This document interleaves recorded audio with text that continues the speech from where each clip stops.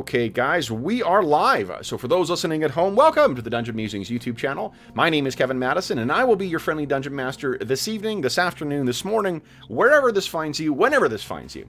Today, we are carrying on with our ongoing campaign, playing Advanced Dungeons & Dragons 2nd Edition, playing through the 2013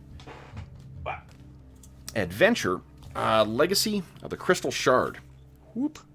Right there.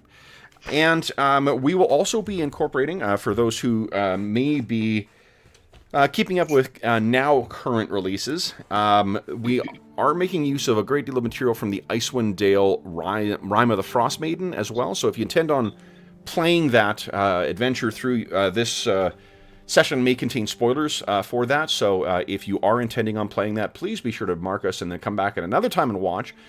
If you don't care about that, or if you have no intention of playing it, then welcome to our 40-second quarantine campaign session. So what started off as a quick campaign to get us through the initial lockdown is going on and on and on. So let me introduce you to the Quarantine Crusaders themselves, the stars of our Legacy of the Crystal Shard campaign. I'll go the order I've got you guys on the screen here. Why don't you tell us who you are, who you're playing, and what level are you currently? First up, I have Andrew. Goodness, hello, I am Andrew, and I am playing Kola Hammerstone, a Dwarven Priest of Clangeddon of the 5th level. Very nice. Next up is Brandon. Hi, I'm Brandon. I'm playing Grim Buckman. He's a 4th level generalist wizard and maybe 5th level today, depending on what we find. Yeah, that identify spell is looking a little more useful now. Yeah. So, next up is Mo. Hi, I'm Morris. I'm playing Thomas Brunner, who is a 6th level fighter, and may soon be a 7th, possibly by the end of today. But You're just blowing through the levels. Yeah, very nice. It's a single class fighter, man. It's the way to go. well, and also I was stuck in hospital for a while, so I wasn't missing any sessions. Yeah.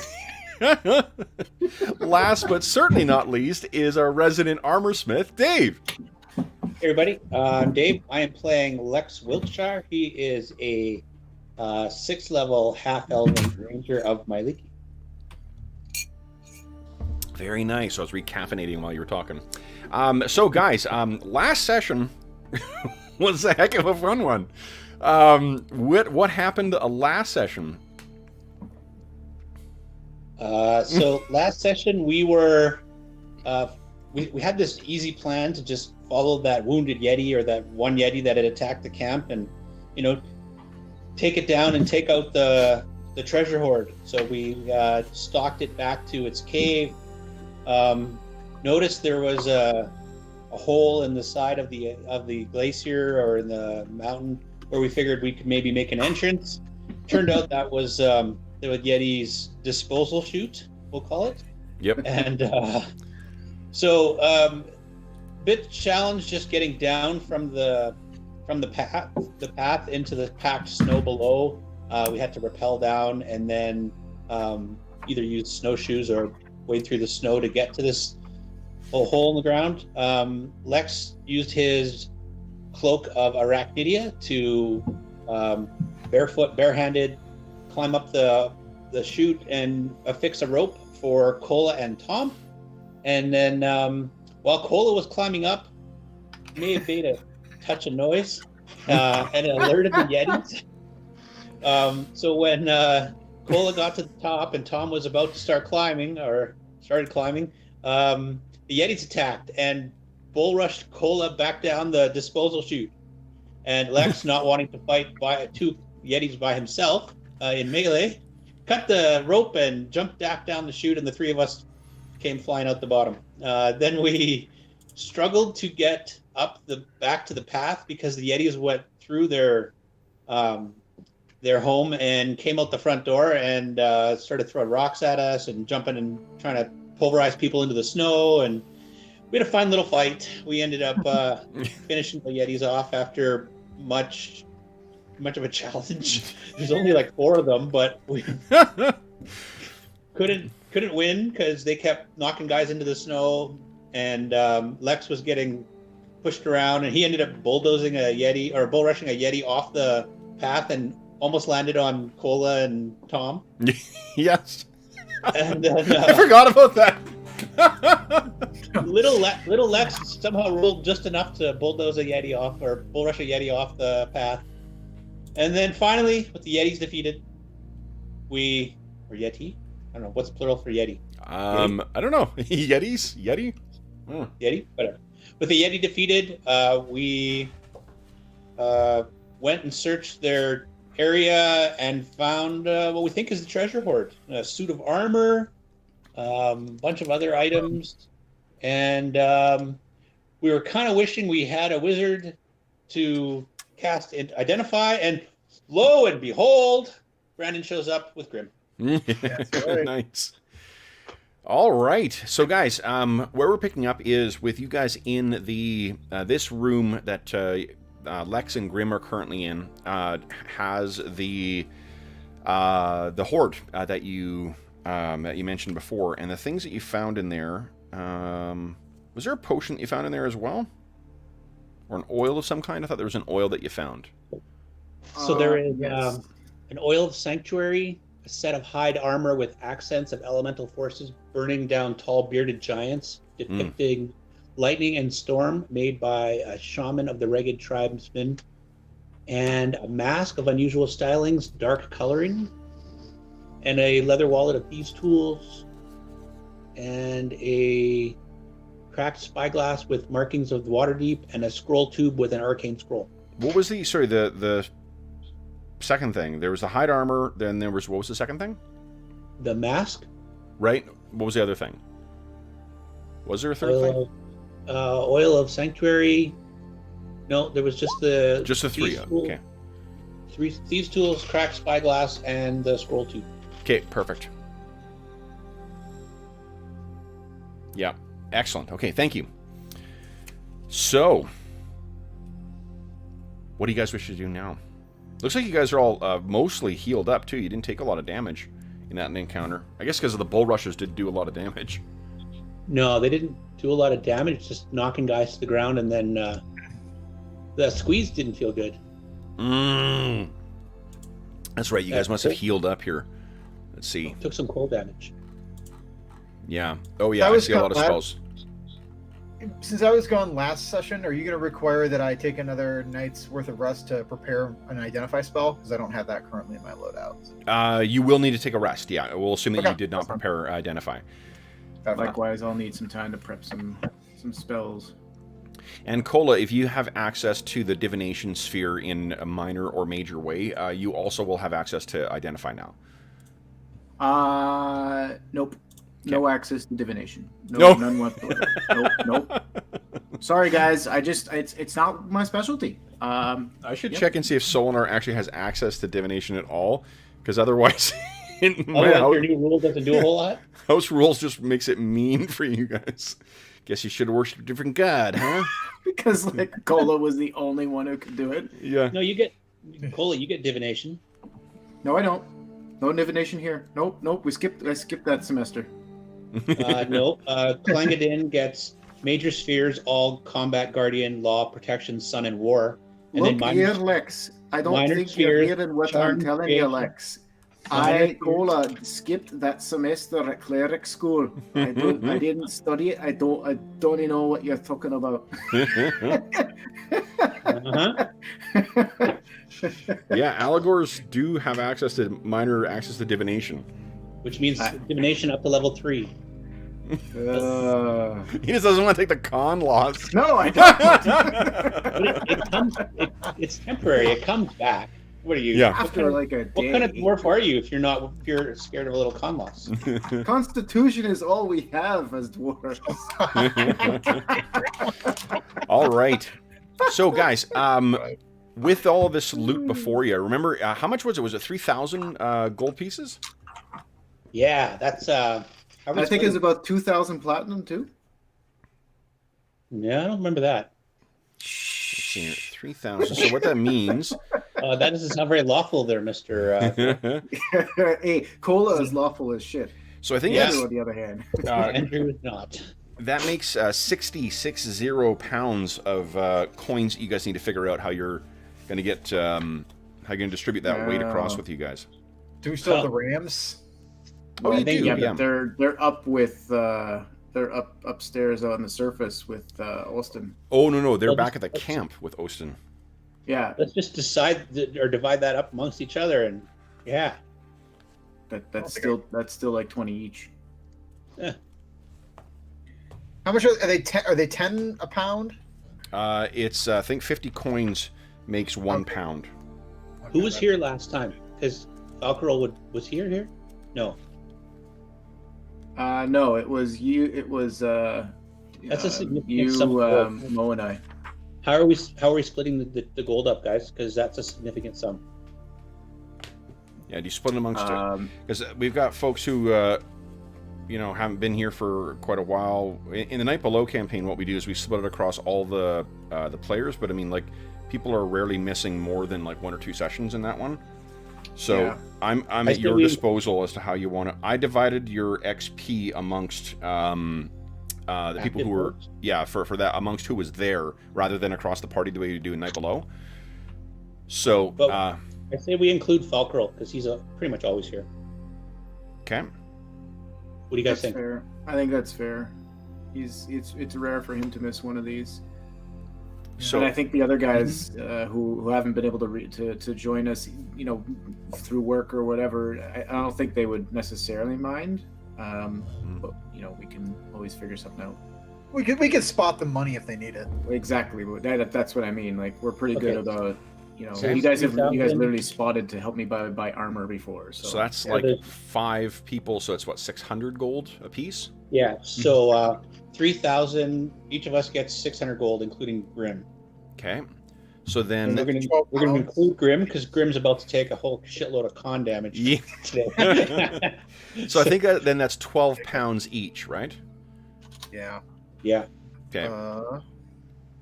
I'm putting this Well, 600 gold. it's a in question my- of packing it out. I can carry it because I've got the 18. I'll carry my own gold. Don't worry. I double check your weight though, because remember your armor. You count your armor weight in AD&D, and you wear plate. So Oh, true, yeah. yeah, like that doesn't. It's not like 5th edition where it's like, oh, you don't count it. Fuck you, count it. The character sheet doesn't calculate that? I think it does. If you put the extra weight in, I think it does. I don't know about as long as you have the weight for your armor, which Grim probably isn't wearing. No. Yeah. Well, I just thought like coins. I thought because I have coins listed here. I thought they kept track of that. For I don't know if it. Honestly, I don't know if it accurately keeps track of that. I don't think it does. Okay. Yeah. All I right. don't think it does. It didn't do anything. When Yeah, I well had then it. I haven't been doing that lately, so let me do that then. Yeah. No problem. Okay. Yeah. Okay. So So- 300 a piece. Yes. All right. I'm gonna put a coins thing in my backpack. I think 600 a piece because there's 5 of you who are splitting 3,000. Right. Okay. Yeah. Yeah. So 600 a piece. All right. And 12 pounds of extra weight. All right. So what are you guys thinking of doing next then? You only really found this one. We were running over time, I think, last time, so we sort of rushed through what was happening in the for what you found in here. But you have those magical items now too. Yeah, we need to haul this stuff back to the camp. Hopefully, Osen's done a fantastic job fixing our tents, because he wasn't here for the fight with the Yetis, so hopefully he's done something in the meantime. Mean. Does mean that Osten didn't take a share of the XP from the Yetis, though, so there is that. There is that. Thank you, Osen, for not being here. I mean, you're watching All the right. camp. So what are you guys thinking of doing next then? Let's I'm haul gonna this stuff need back. some time to we haul stuff back. I'm gonna need time to rest up and regenerate my spell slots. Okay. As a reminder, too, for pick new each spells. new spell that you need to prep in the beginning of the day, it takes you 10 minutes per level per spell. Exactly. So I'm So- basically gonna need the morning. Okay. All right, then, guys, let's see how the trip back goes. I think it was actually a Fang really Dragon. Fang Dragon, yeah. So the trip. Let's go back to our nice big map here. You guys leave the Yeti cave, and let's bring you over to here we go, Icewind Dale, big map. Okay. It's all fuzzy. Come on. Where's my Grim? Where's Grim? There we go. Okay, let me organize the characters here. Ooh, there we go. And Cola, you're going to go over here. Under Andrew. Tom's going to... Lex will go there. There we go. And... Boom, Grim. Your wolf. All right, so guys, the trip back to camp.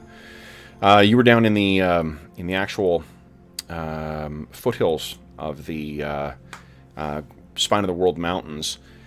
The trip back to camp is uneventful. Is anyone encumbered as a result of having that extra 12 pounds of weight put on? Grim is, okay. Lightly encumbered. Fortunately, it won't... I'm still lightly encumbered. Ooh, okay, so then that does have an effect. Let me see here. Yes, I'm lightly encumbered as well. Okay, so really the dwarf is the biggest concern because it will slow you down. So just give me a sec here. What if we split some of Cola's extra weight amongst?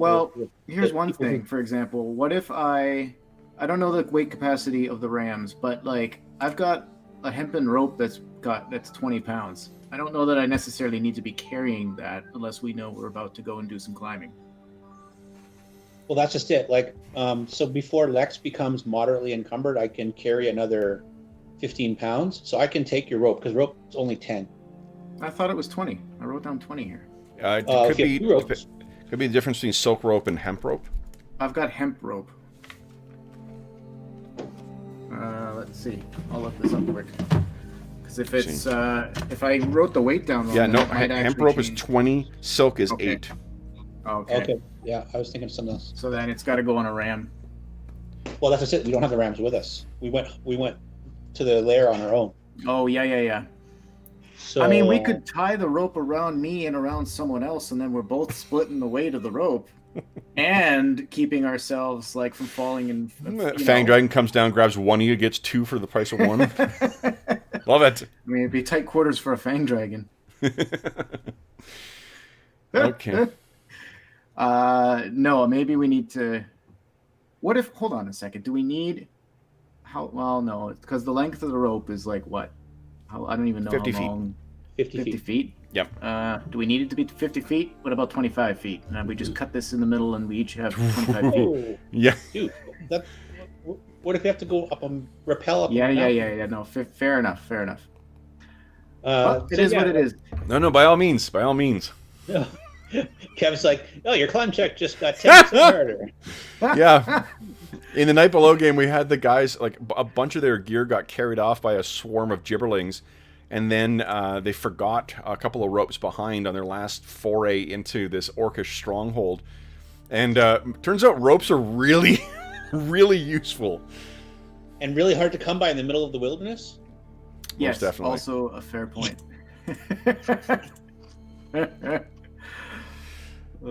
So, I mean, guys, all it will do is just, if you're only lightly encumbered, it will just, because the dwarf is the slowest of all of you, it will just slow you down a slight, it'll take you a little bit longer. It'll probably be dark by the time you're arriving back in camp. That's all. Well, that's why Lex is saying, let's split some of Cola's weight up amongst the faster people, because if we're a little bit slower, we're just as slow as the dwarf, right? As opposed to, if I'm moderately encumbered, I just move at the dwarf speed. And I have to move that speed anyways. So I'll take your rope, and we're good. Okay. As long as that's the only thing slowing you down. Well, let's see. If I take the hempen rope out, that brings me down to 85, which is my base. So it's still below, because 100 is the cutoff for light. So I'm well below that now. Okay.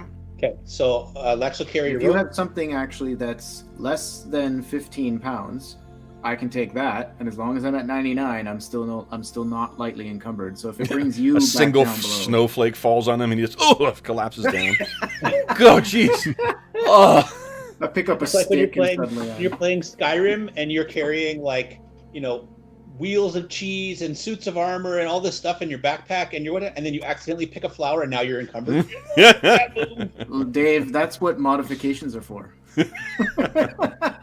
All those potion ingredients don't have weight. Uh-huh. Okay, so guys, Okay. in spite of the extra weight that you're trudging along, and you can picture yourselves, kind of trotting along across the trackless waste, the imposing spine of the world mountains behind you. Let's see here. Is that what I'm looking for? No. Yeah. Today was a particularly Icewind Dale-ish day in, what do you call it? In Calgary. Ah, damn it. This is coming here. Yep. Although, I mean, my sister said it was like 20 degrees in Ontario a couple days ago, so... Yeah, the last 2 days have been unseasonably warm. Yeah. It's almost like bright and sunny and warm out today. I was outside like in a t-shirt. It's almost like I rolled a bad weather check, and Calgary's getting like gale blame force Dave. winds and All gale right. force winds and blowing snow. So, Question here. yes. Before we continue, because I think I've been doing this encumbrance thing wrong. I noticed I have the knee injury. Yep. And that's half carrying capacity, not half encumbrance, is what I wrote down. Is that correct? Same thing. Yeah, those are both the same. Your carrying capacity. The term carry. Okay, I don't want to get too lawyerly, but the term carrying capacity in the text is about like backpacks and how much you can hold. Which But the consequence of how much you can hold is the effect on your movement rate. So it's one and the same. You can use those interchangeably. That makes sense. If your knee is out, it's going to be hard to carry a heavier backpack. It doesn't seem make sense. Yeah, okay, fair enough. You need someone with cast magic missile today. I was worried it was the other one, because if that were the case, then I don't have enough room in my backpack to carry all the stuff. So no, it's not. Yeah, it doesn't affect it. This is what I mean. Like, it affects the amount of weight you can actually tote around. Gotcha. Right, but that's something that can be potentially cured by a restoration spell. Just that restoration is a very powerful and expensive spell.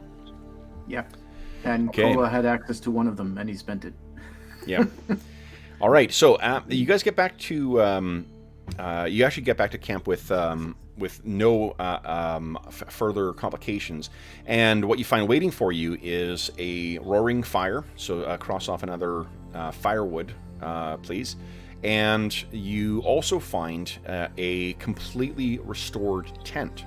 So until you encounter any kind of really, really, really bad weather conditions, then the tent will last. You're not on that ticking clock the way you were with those half-hearted repairs that you made before. Sweet. Party with rashes. All right, party rashes. Kola will sit down at the fire, go into his. Well, he'll go to his pack and fish out his flask and go and sit down beside Austin with a big Yeah. He kind of looks over you all and sees the additional, treated wounds, the bandages and stuff that you've applied after your fracas with the Yeti, and he says, "I take it you found them." We did. It was not as easy as we thought it was going to be, though. There was about 5 of them instead of just the one. They do travel in packs. Indeed. But Well, we did find some you urine. triumphed. We did. It was challenging, Kola. How are you, Tom? What do you think? Yeah, my back is gonna need a few days. Oh, and it seems, and he looks over at the, piles of gold, or the 1 or 2 gold coins that spill out of your backpack. You found other riches. Indeed.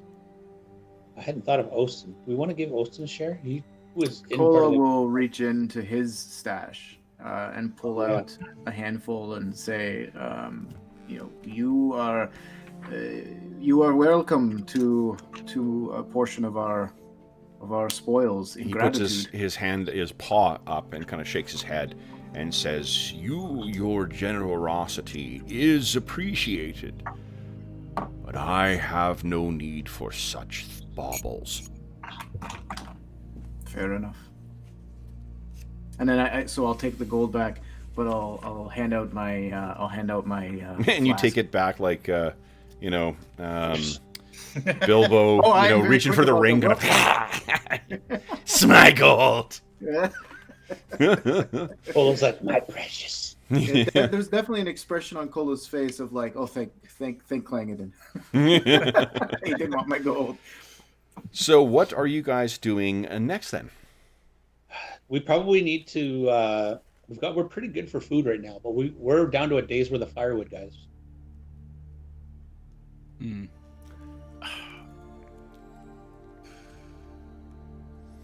Do we still have time to do a quick search for firewood? Yeah, we usually do one in the morning and Yep. one in the end Yeah, of the you've day. been traveling, so go ahead and give us a roll there, Mo. Percentile check, please. Let's see if you can find some firewood. Or at least something that'll burn. Nope. I might as well. Actually, well, before I do, question. Yes. Must spells be? Well, I guess no. They have to be prepared the next day because I need to earn them back through sleeping first. So never mind. I might as well. I'm glad I could be of help. Order of operations is important here. Could I do an herbalism? Go look for Absolutely. Give us a some percentile herbs roll. and stuff? And I don't want to put any pressure on you, but I think it's Will found back-to-back Magicka herbs in like the 2 rolls he's made so far. I See- mean, all right. Let's hope. Let's hope. No pressure. Okay, so you did find something. Give me another percentile roll, please. Okay. So, where's my... Speaking of Will, with me going back for another book, I think his spider sense will be tingling. Okay. And what this means... I hope some of our friends are able to join us again in this campaign. It's I mean playing with you guys is wonderful, but it would be like I miss Store and Bruin and Jeff and Hobbs. Yeah. Come on out. well, Ireland too. In Ireland. That's right. I think everyone's kind of Gorwin, I miss Gorwin transitioning both. still to the now that like everyone's back in school and stuff like that. I think everyone's Yeah, that's transitioning to true. their If they've got their new kids and normal and stuff. their new routine. So Mhm. let's see here. Let's see. Okay, so what you find.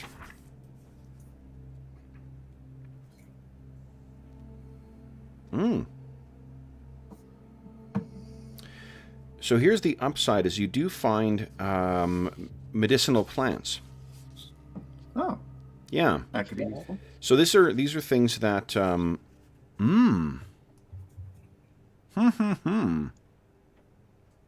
don't you give me a D4 roll, please? 2. Okay. So what you find is something that will effectively give me now a D6 roll. Let's see how many doses you find. How much you're able to get. Okay, 3, nice. So I think what this is a kind of like tundra lichen that is fairly thick and it grows on, it's the type of lichen that, I mean, all lichen, I guess, is this, where it like lives on the side of rocks and such. And there's a patch of snow that you've blown away.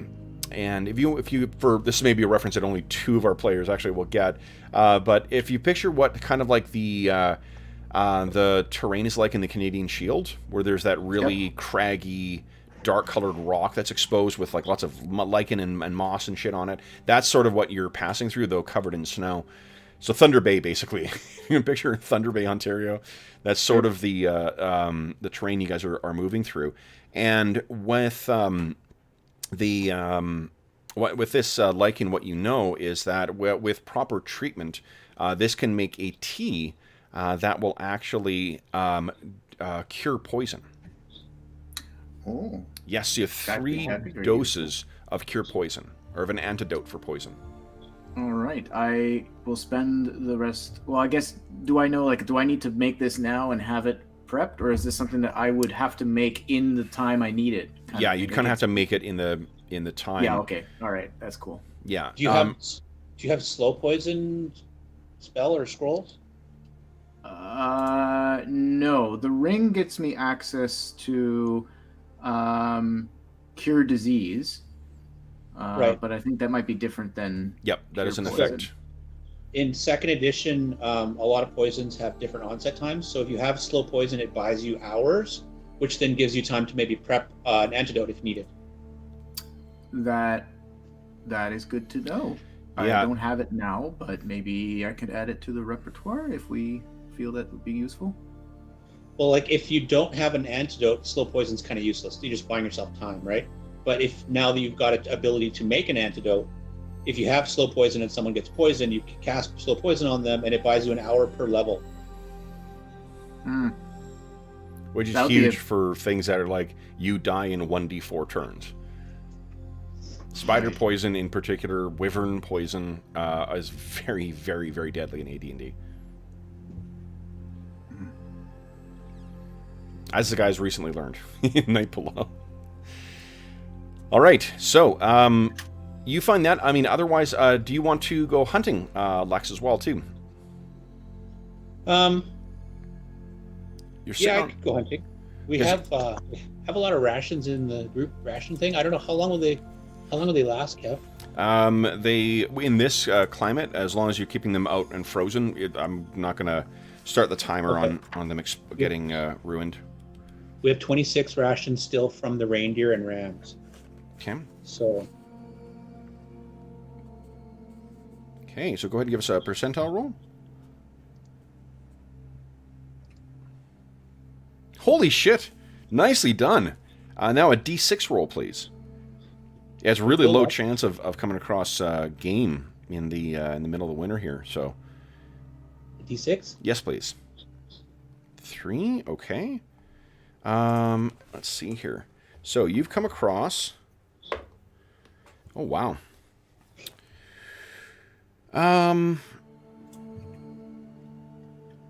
So I think it would be. Let's take a look at the creatures here. I think this will be actually mountain goats. Mountain goats that are fairly close to here. There are a pack of 8 of them. And a medium-sized creature, it takes 2 hits to down, but you've got the hunting proficiency, right? I believe I have hunting, tracking, yeah. Yep, hunting. Okay, so then your hits count as double. So for each success you get, you'll down 1. And one of them feeds... let's see here. Medium-sized creature gives you 3 rations. So, Dave, let's hear. You want to roll a d10, and you want to roll higher than 3. So go ahead and roll. Yep, so there's 1 down. Roll again. 2 down. Roll again. 3 down. Roll again. Oh! 4th one goes down, but and then the rest of the herd gets away. So you got 4 things down, which means 12 rations.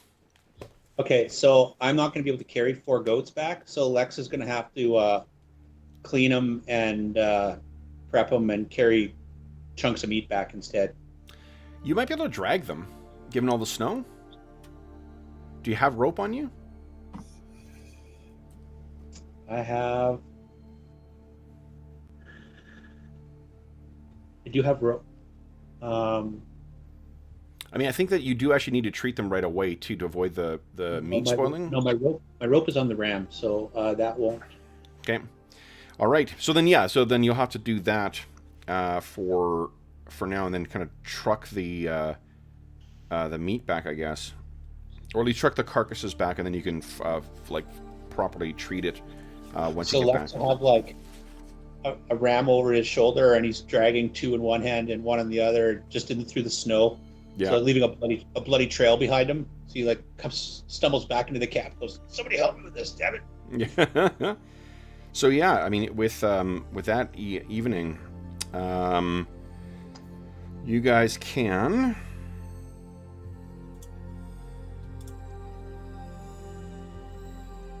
Yeah, you guys can definitely prepare and add 12 rations to your stock.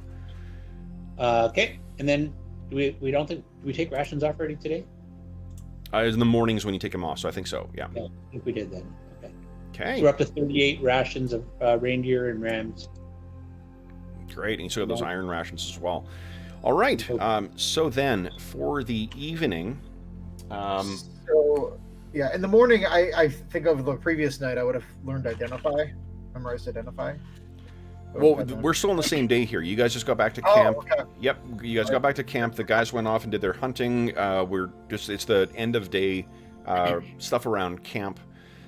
So then, with the evening, would you guys give me a D4 roll, please? Anybody?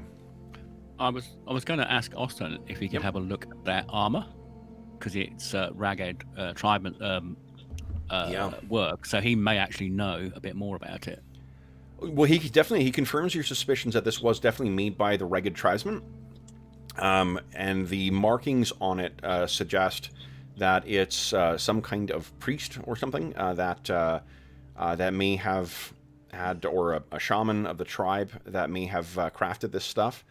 It's like, this is kind of a champion of the tribe type of material, and he says it is from the Snow Fox clan, which really is kind of defunct now. Oh, what happened to them? Just it's the nature of living out here, and the rivalry between the last 100 years has seen a lot of jockeying for power amongst the clans, such that the clans, like the really only remaining identifiable clans, are the four that you guys are aware of: the tiger, the wolf, the bear, and the elk. But there were tens of tribes, before the invasion of, not invasion, but I guess the invasion of Akar Kessel's army 100 years ago, the rising of the Crystal Tower, and the sort of the problem and jockeying between the different tribes afterwards. So the fact that this is a legacy item from a dead tribe, maybe there's some other people who, like some surviving members who were incorporated into another tribe, but Ocean doesn't necessarily know what tribe that might be. Cool. Interesting stuff. Well, Lex is really listening intently to Ocean's story, because he would like nothing better than to get out of wearing metal armor and being able to use his ranger abilities in the wilderness. Yeah. Like, it's great that the dwarves offered up this like really awesome banded mail, but he's a ranger. He wants to be in light armor. For sure, yeah. So then, what do you guys? You could easily, with some like working of straps. It's a little big, but you could easily make this armor fit you, Lex, if you choose to. Okay. Well, because he switches into his leather armor to do like hunting, and if you have to like, but when we're going to chase Yeti or settling down for the night, he switches back to the banded mail, and it's kind of annoying like that. Yeah. So this will also be, so it's hide armor, so it have a starting AC of 6. Okay. And then Lex has got a +4 to his AC from his dex. Yeah, so it'll be a 2 then. Yeah, so it wouldn't be as good as what he has with the banded, but it would allow him to like hide and move silently and do some of the ranger stuff. Yeah. And it'll free up a lot of weight, I imagine, as well, too. Oh, yeah. Yeah. Okay. I would have to use my pack rams for so much stuff. Yeah. Yeah. So then, what, okay, I got the roll. So, Cola, you were the one who is, that evening, everyone is, you're on watch, and, Dave, let's check and see what the weather's gonna be like tomorrow. Oh, I don't know. Sounds like we need to get through the night first. Oh, man. So no snow. There's quite bad wind the following day. Moderate wind, actually. Not that bad. And clear skies. So it tells me the wind is definitely picking up throughout the day, but it's not nearly as bad. And once again, you got another lovely day without snow. So you're sitting around the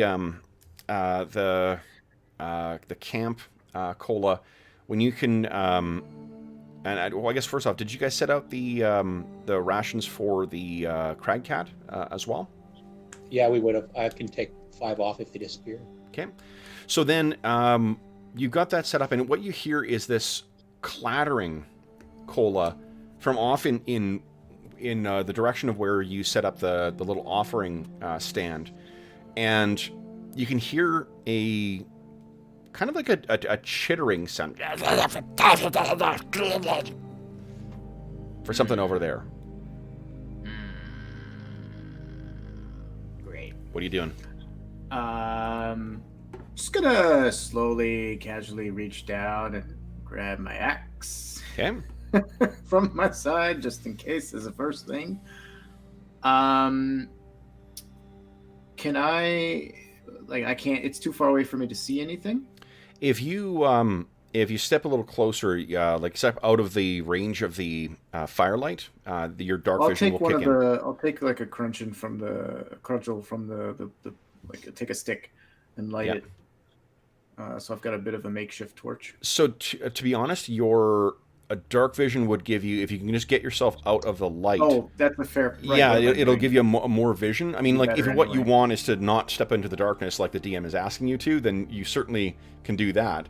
But I mean, you're No, I'll step in front of the fire so that it backlights a bit, and I'll let my eyes adjust. okay. So you let your eyes adjust, and what you see is something hunched over. So it looks like it's only about 1.5 feet tall, but it's actually about 3 feet tall.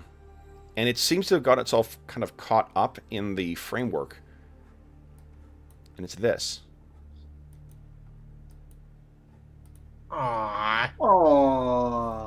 I'm sure this is horrible, but like tiny Yeti. that thing. I thought we were talking about the bunny. No. So it's and it's sort of got itself wrapped up in the what do you call it? In the apparatus that's now broken. And it's sort of like trying to like jam the meat into its mouth as fast as it can. Okay. Would you give me a wisdom check too, please? So you want to roll a d20, your wisdom score or less, please. Yeah, just double checking what the wisdom is here. Okay. All right. We should be.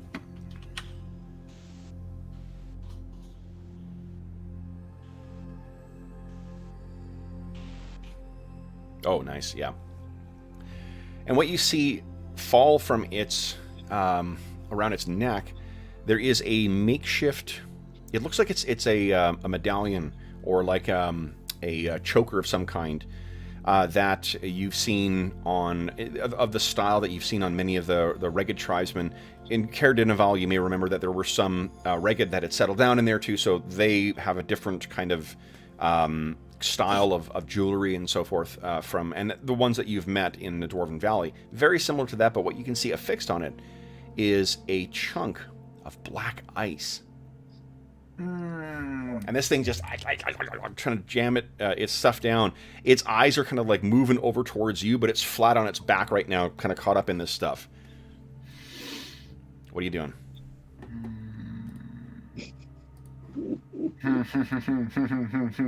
So very many options here. I'm not laughing at you, Andrew. Well, that's fine. I'm laughing because this is. I take a step or two towards this creature. Okay. So you take a step or two towards it and kind of like it stops eating and is just kind of watching you, jaw open, mouth, open, and the food partly in there. I suppose I would still have enough clarity of mind to think and to consider. Well, one Can of the I things take a moment and just one of the things that bears in your mind and listen to my surroundings? One of the things that you would remember as well from last time is Ostin's comment that these things are intelligent, like they're not non-sentients. Oh, right. Okay. They're not beasts. They may look like it to your eyes, but they're not beasts. They have, they just have a very primitive culture, but they are sentient. Right. So I need to think more Neanderthal, not Yeah. not beast. Okay. Yeah, this is not like a bear or whatnot. This is something that it seems small for a Yeti, because remember the Yeti are like 10 feet tall. Well, that's kind of where I'm going. Can I pause and just take a moment to take a more thoughtful listen to my surroundings and see if my eyes can see anything beyond? Like, i.e., are there other bigger Yetis? Is Sure. its mom sitting around? So, I mean, one of the frustrating things that you know for having grown up out here is that Yeti, the thing that makes them the most dangerous, or one of the most dangerous predators, they don't want to be seen. You can't see them.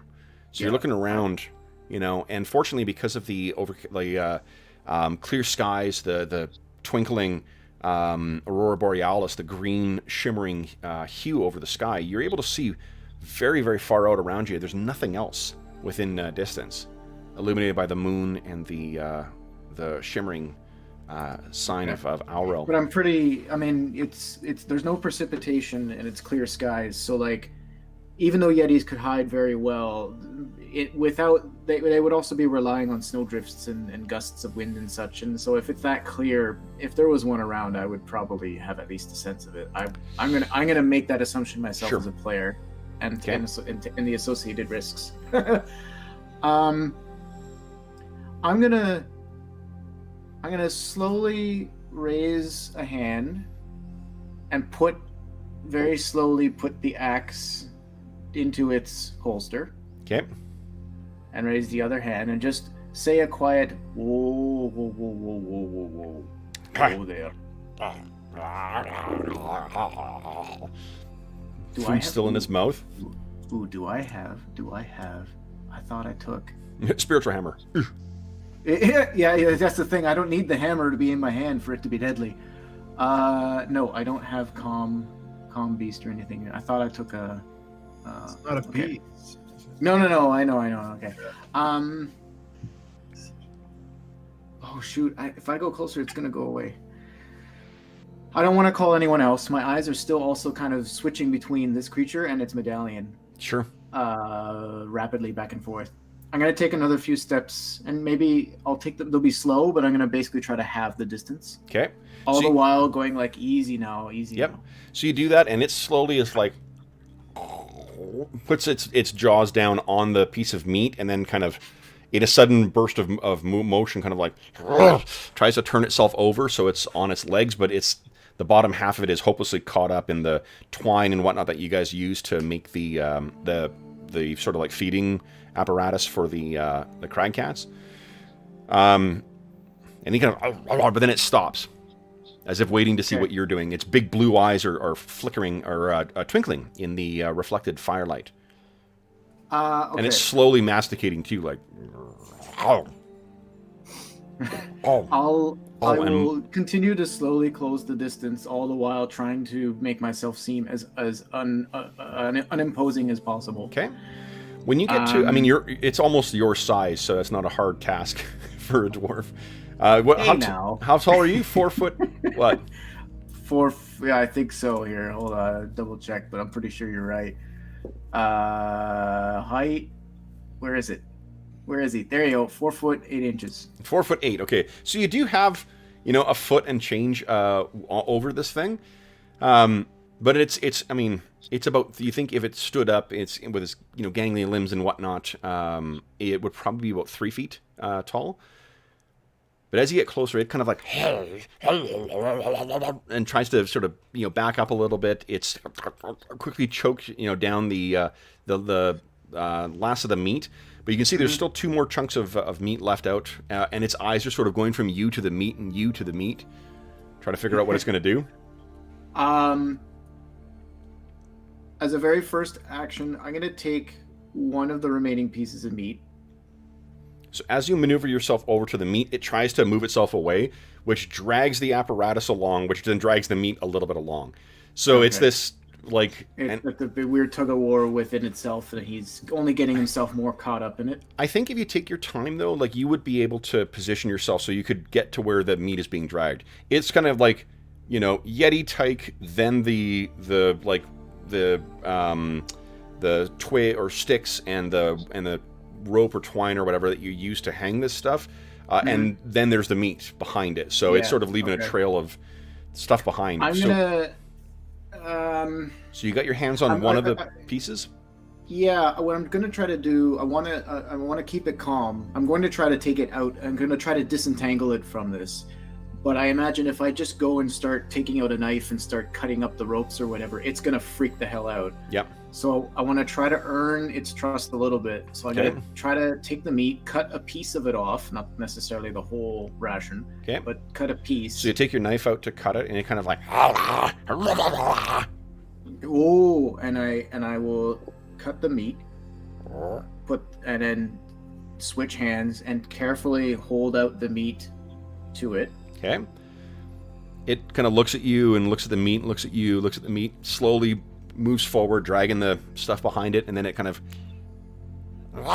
grabs the meat from you and. Okay. And then I will again, like everything I'm doing is very slow moving. Okay. I'm gonna go to its feet, where it's all tangled up. Okay. What are you doing with the rest of the meat that you had? You cut off a piece of that ration. What else? What are you doing with the rest of that? I'm just gonna put it in. I'm gonna slip it into my belt for a minute. Just looking at your belt. Yeah, I know. And I'm gonna try to slowly cut away or untangle the rope. As soon as you get in close, let me make a dex check for it. Okay. As soon as you get in close, it suddenly moves forward and is grabbing you, and you kind of like, whoa, and then you very quickly realize it's just like emptying out your pockets trying to find that meat. So there's some gold coins that go flying out, there's some spell components that go flying out, and then there's finally the meat, and it takes it and kind of, starts chewing away on it. All right, if it's distracted now, I will try to. Yeah, sure. Give me a dex check. I'll have to clean this mess up after. Dex check, please. Let's see if in the course of that stuff you're able to just get it free. All right. Don't roll a 20, you'll stab it. All right, lower than 13. Yay! Nice. Okay, so you get this thing free, and then it sort of like skitters back, and it looks at you, and looks down at the gold coins, and it looks over at the one leftover ration, and kind of like is trying to decide what to do. What do you do? I'm gonna clean up my coins. Okay. Take the stuff back. As you're doing that, it's kind of like skittering back and forth on all fours, like looking at the coins. I'll take the final piece of meat after I'm done, if it hasn't grabbed it yet. Nope. I'll take it, and I'll hand it out to it. Okay. So it slowly kind of moves forward to you. Yeah. And finally gets within range, so it's long. Like its arms are much longer than what you'd expect from more simian than humanoid, and it kind of grabs it and then quickly starts scarfing it down. And with the last of it done, it kind of looks up at you again, and then burps. I'll hold up my empty hands and just, I've no more for you. And you've had enough anyway. I need to eat too. Its belly's a little bit swollen, but it sort of moves up towards you. It's kind of sniffing the ground, and looks over at the tent, and looks over at the fire, and then looks back at you. It looks at the fire. Oh, I suppose it doesn't like. Probably doesn't. It's not a big fan of fire.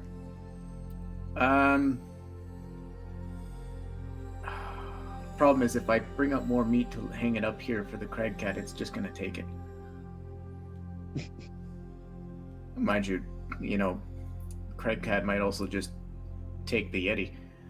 I'm gonna slowly walk back to the fire. That's it. I mean, okay.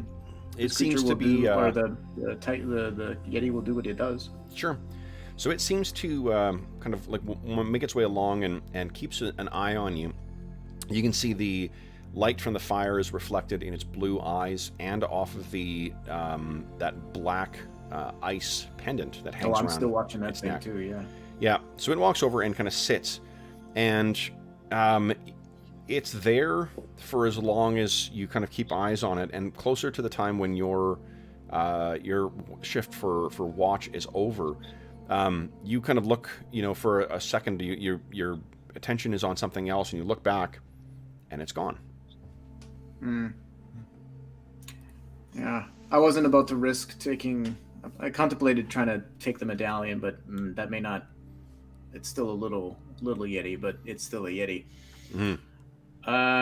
I'll tell whoever's next on watch about what happened. Sure. So that they can. So let's see here. It is next on watch would be Grim, actually. Okay. It comes back, I'll put it to sleep. Okay. All right. So then the Come on, guys! I want a pet yeti. the rest of the the rest of the evening passes uneventfully. So next morning, let's see what's happening today first. Let me check out the actions. Oh boy! Oh boy! Oh no! Where's that book? Here we go. Here we go. All right. Go. All right. So the morning comes, and it's as you expected. It's still like very, very cold. This is like minus 25, minus 28 degrees. It's not pleasant, but in comparison to some of the weather that you have experienced since arriving in the Icewind Dale, this is relatively moderate. So, what do you guys wish to do with your morning? I know Tom is going to look for firewood, and we'll let Mo make the roll when he gets back. But what are the rest of you guys doing? I guess Cola, you would have shared with everyone the. Oh, first off, hold on. Does Cola have first aid? Healing. That's proficiency. I have healing. Yes. Yes. Okay. So then you guys each heal 3 points overnight. So you can record that.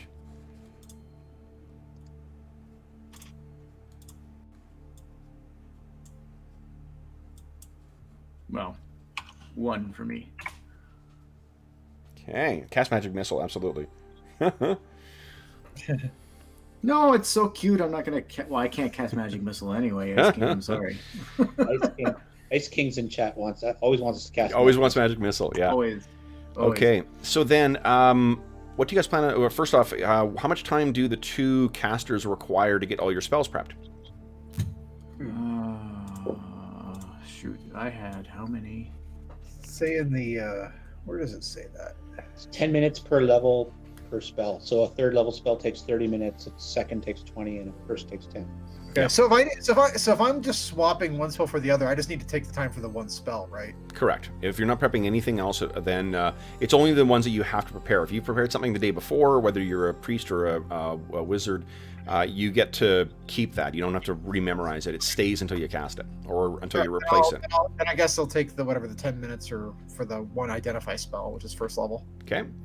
And Cola, what are you prepping today? How much time do you need? I need 2.5 hours. Holy shit. Yetis! Yetis! All right, so Cola will be occupied with his day. Guys, you want to tell Tom what happened in his absence?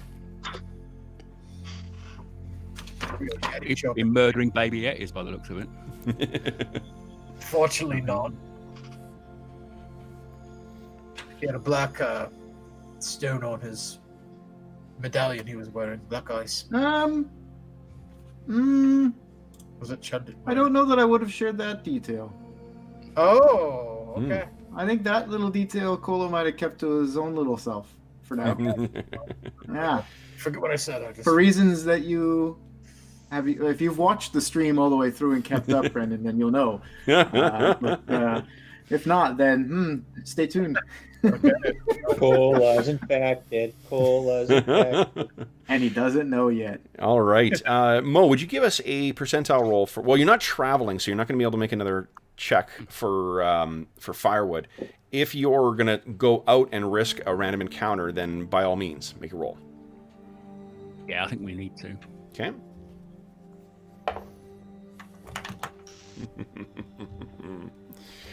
All right. Kev's like, they're never going to get to the end of this adventure because they just keep getting random encounters. That is the adventure. It's the night below, 60 sessions in, and Jeff's like, hold on, are we following the story? No idea. There is no story here. You guys go, oh, interesting. We are the story. Absolutely. Okay. So, guys, we're about 15 minutes early here, but let's take our mid-session break. I've been drinking coffee far too much today, so I need to take a break. So why don't we take our 5-minute break now, and then we'll come back and see what Tom has found during his fruitless search for firewood. Big Yetis. Oh. Yeah. So back Hold that momentarily.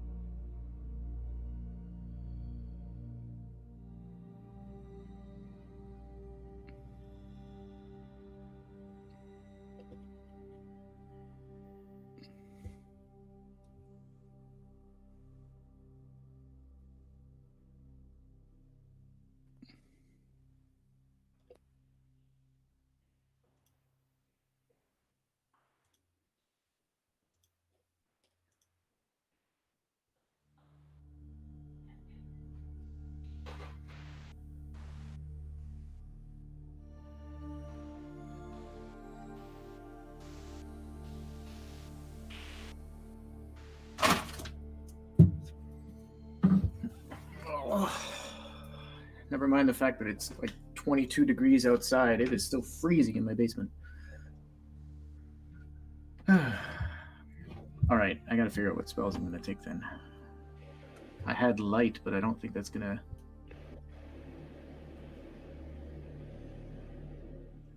Oh no, we're back on the surface, so that's easy. Endure cold is back. Yeah, we don't have. I don't have a lot of snow yet, but yeah. I mean, the temperature. He didn't say it was warm, so. Yeah, it's a little chilly. I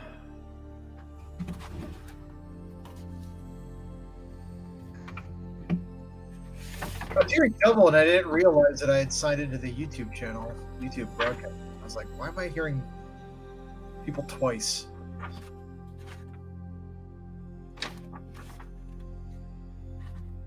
That's not in your computer, Brad. But I thought it was something between Roll20 and G-Chat. Google for a second, but Yeah, as long as your Roll20's on video only, you should be fine. yeah, I should be fine. And even then, I don't think I'd ever caught. I don't know. I've never. Well, you'll get feedback loop if you've got your Roll20 mic on and you're. Oh, will you? But not like a 1-2 second delay or whatever, like I was having with YouTube. Yeah, it's a bit weird. Different systems behave differently. I'm using Discord for audio on another one, and with I have to use just my sound card and not my separate headphone amp for the output, and I get a hell of a lot of microphone noise. So if I do that, I get a lot of rumble, but it doesn't seem to happen on Hangouts. Odd. Interesting. But I really need to build a new PC properly. Build a new It's going to PC? happen now the new Ryzens are out. So that's my Christmas project. All right, sorry about that, guys. Okay, checking my chat here. Fred, what's going on? Morning.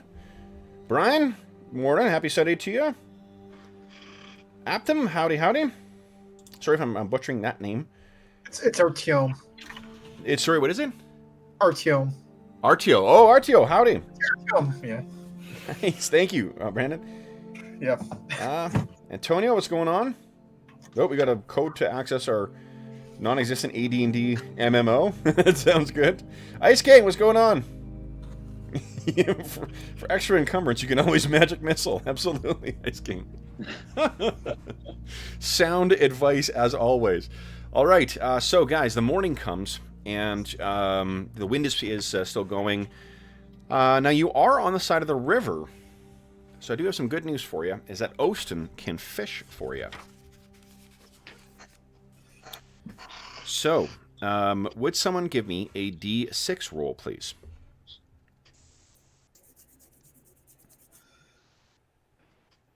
Okay. Holy shit. He plucks 5 fish out for you. Each of those will count as half a ration. Oh wow. Yeah. Yes. So that means you have 2.5 rations. Ugh. So go ahead and cross off 5 rations for the day. There you go. And then, Lex, do you want to go hunting in the morning? Well, do I know how? Did Cola tell us how long he's going to be praying for spells? Yep, 2.5 hours? hours. So you always get 1 free hunting as part of just like the normal prep in the morning. As you guys are getting ready, you're packing up the camp, you're eating your meals and whatnot. The hunters can always go out and make 1 roll for free without risking random encounters. Yeah. All right. Well, I'll go out in the morning and see if we come up with anything. Nope. Okay. However, Tom. Firewood, Tom. Need some firewood. Well, he's already rolled for that. He came up short. However, he did expose himself to a random encounter. Ah, right. And I did not come up short. Hold on. Let's see what happened. Let's see what happened here.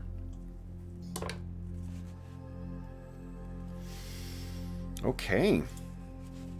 So Tom, you are you're out making your way along the western bank here. You guys had been traveling along the eastern bank of the river, so your thought was, well, maybe I can make my way up, a mile or so and see if there's anything I can snag along the river. That may be my best chance, and if not, I can easily find my way back to the camp. You're about half a mile out from camp, trotting your way along, and remember that there's a bit of a drop down to where the sandy and frozen bank is here, and then there's the frozen river before you as well, on the right hand side. And as you're making your way along, give me a D10 roll. Let's see if you're surprised or not.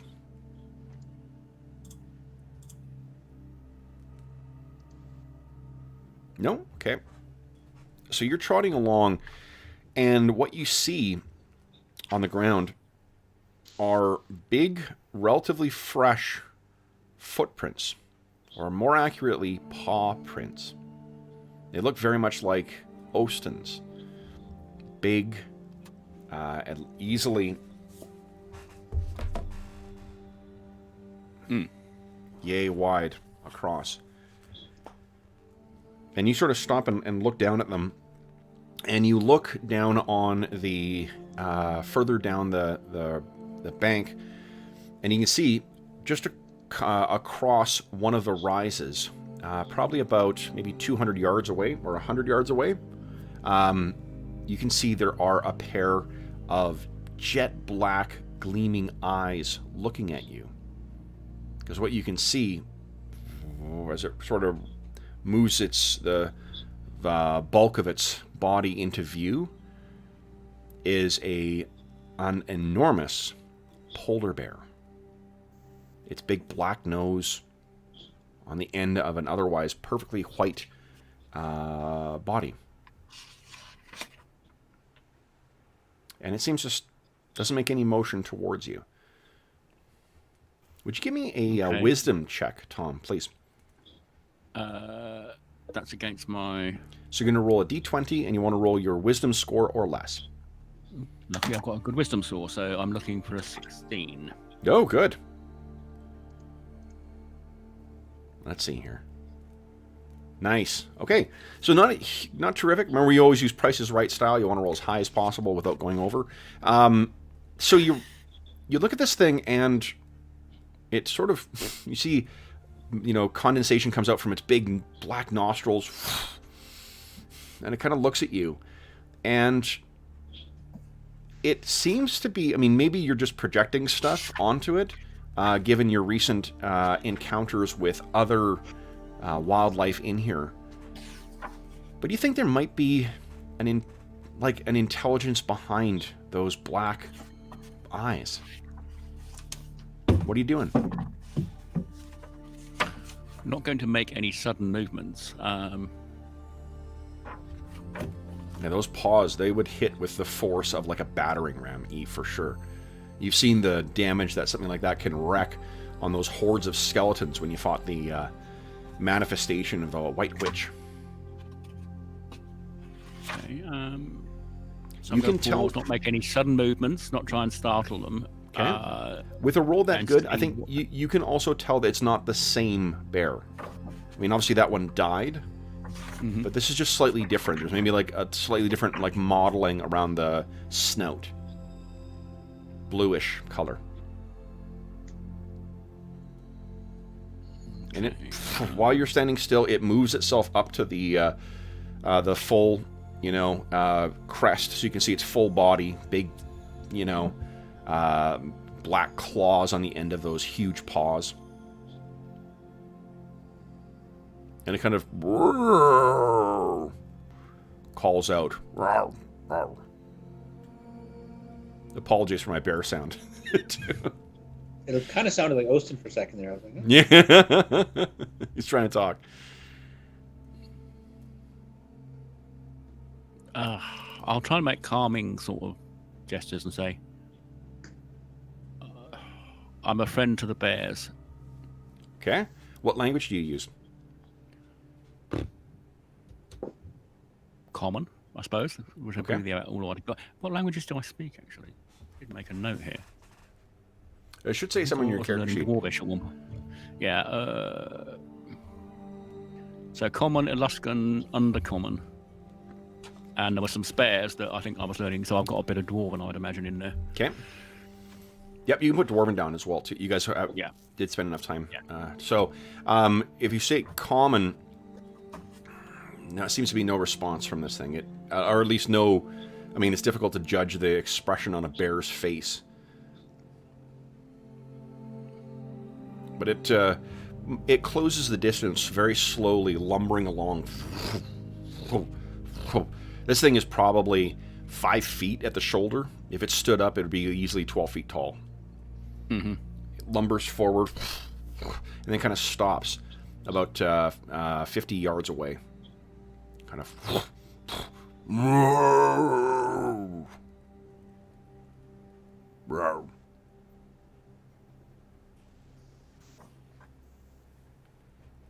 What do you do? Well, out of character, I know there are some things you're not meant to do in this situation. And I don't have a 45 ACP to write it off with. I'm not going to make any threatening gestures.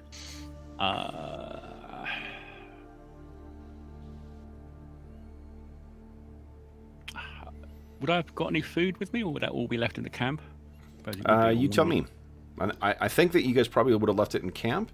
Although... Yeah, well, I'd probably have some iron rations just in case of emergencies, but not like... Yeah. Well, I'm going to sort of try and back away slowly. Lumbers in closer. It's now 25 yards away. Now 12. Okay, I'm trying to back up. Okay. It stops and it kind of like... Its big head. These jaws could easily wrap around your torso. It's kind of looking at you, trying to... Puzzled.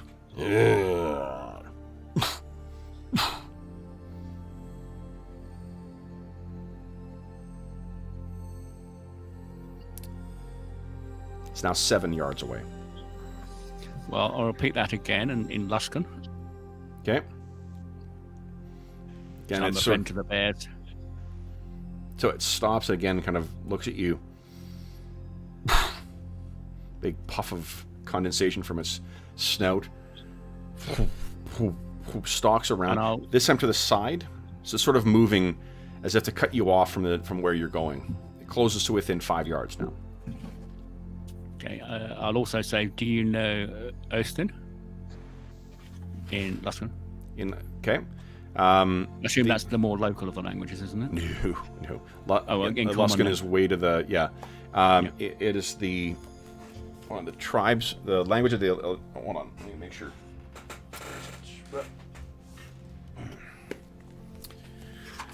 Because I think we went through this before. I think that... you're from... what do you call it? Tethir. So... One of your languages would have been whatever... Isn't it Chundothan? Because that's what I thought. Chundathan, yeah, that could be the language of Tethir. Yeah. So Chundathan should have been on there as one of your languages, but it'll be your automatic because of where you're from. And where is it here?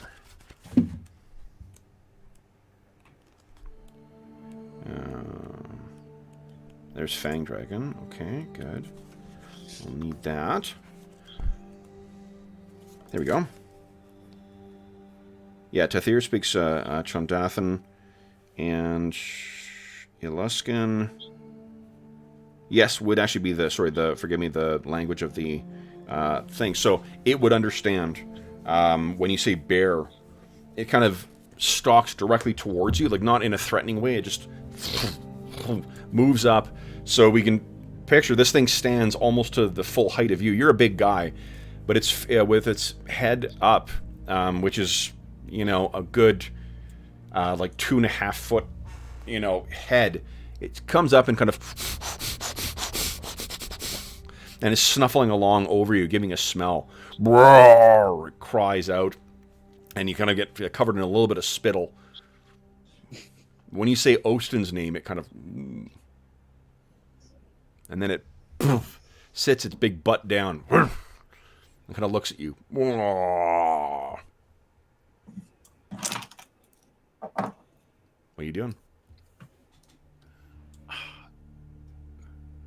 Well, seeing as he reacted, I will say that Ostin is back at the camp, and I will gesture in the direction of where we've come from. Okay. It kind of... Its big head kind of goes up and down.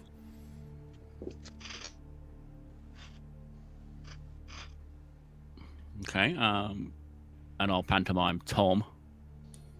Okay. It kind of growls out at you. And then nods. Snorts again.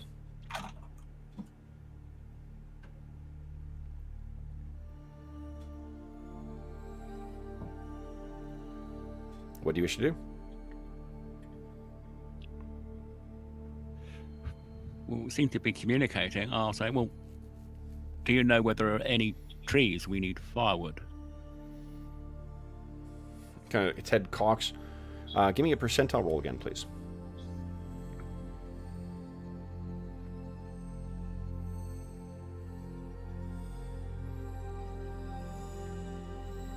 Okay. It moves its head back and forth. Mm-hmm.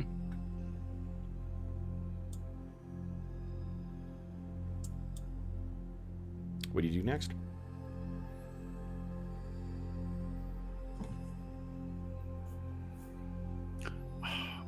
I will say I'm going back to my friends. We have food, if you would like some.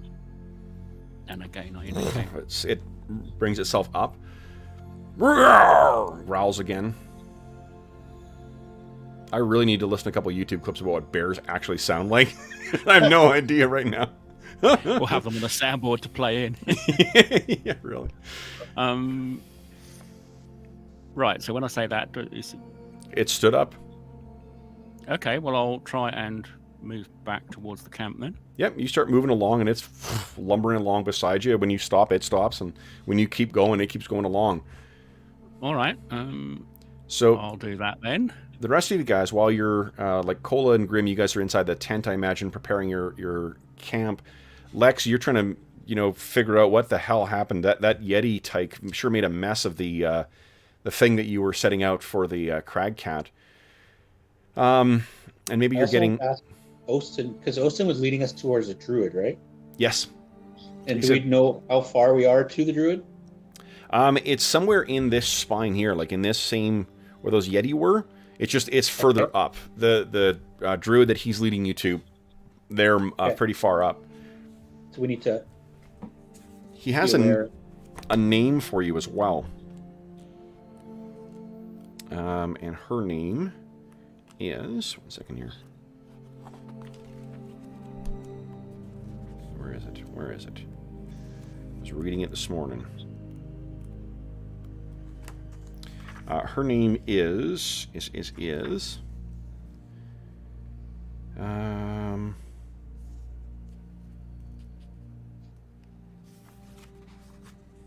Where is she?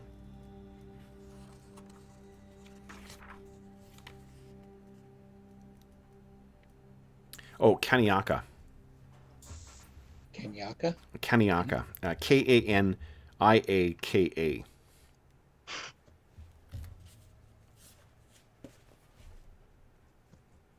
Yep. So it's around within that first hour. Lex, did you go hunting today or not?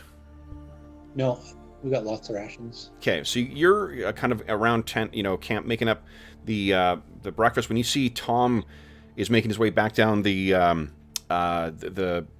western side of the western bank of the river, and he has this big polar bear lumbering along beside him. I'll call Ostin. Make sure he's Ostin. Do we have a bear coming into camp? Ostin comes. When I get within audio, within range. I say, oh, don't worry, I think he's friendly. Well, I think that you're still further, like they would see you before. Oh, right, yeah. So, because of the conditions, they'd see pretty far out. So Osen comes lumbering around, and he rears up to the full height, so he's towering over you, Lex, and looks over. I will see who this is.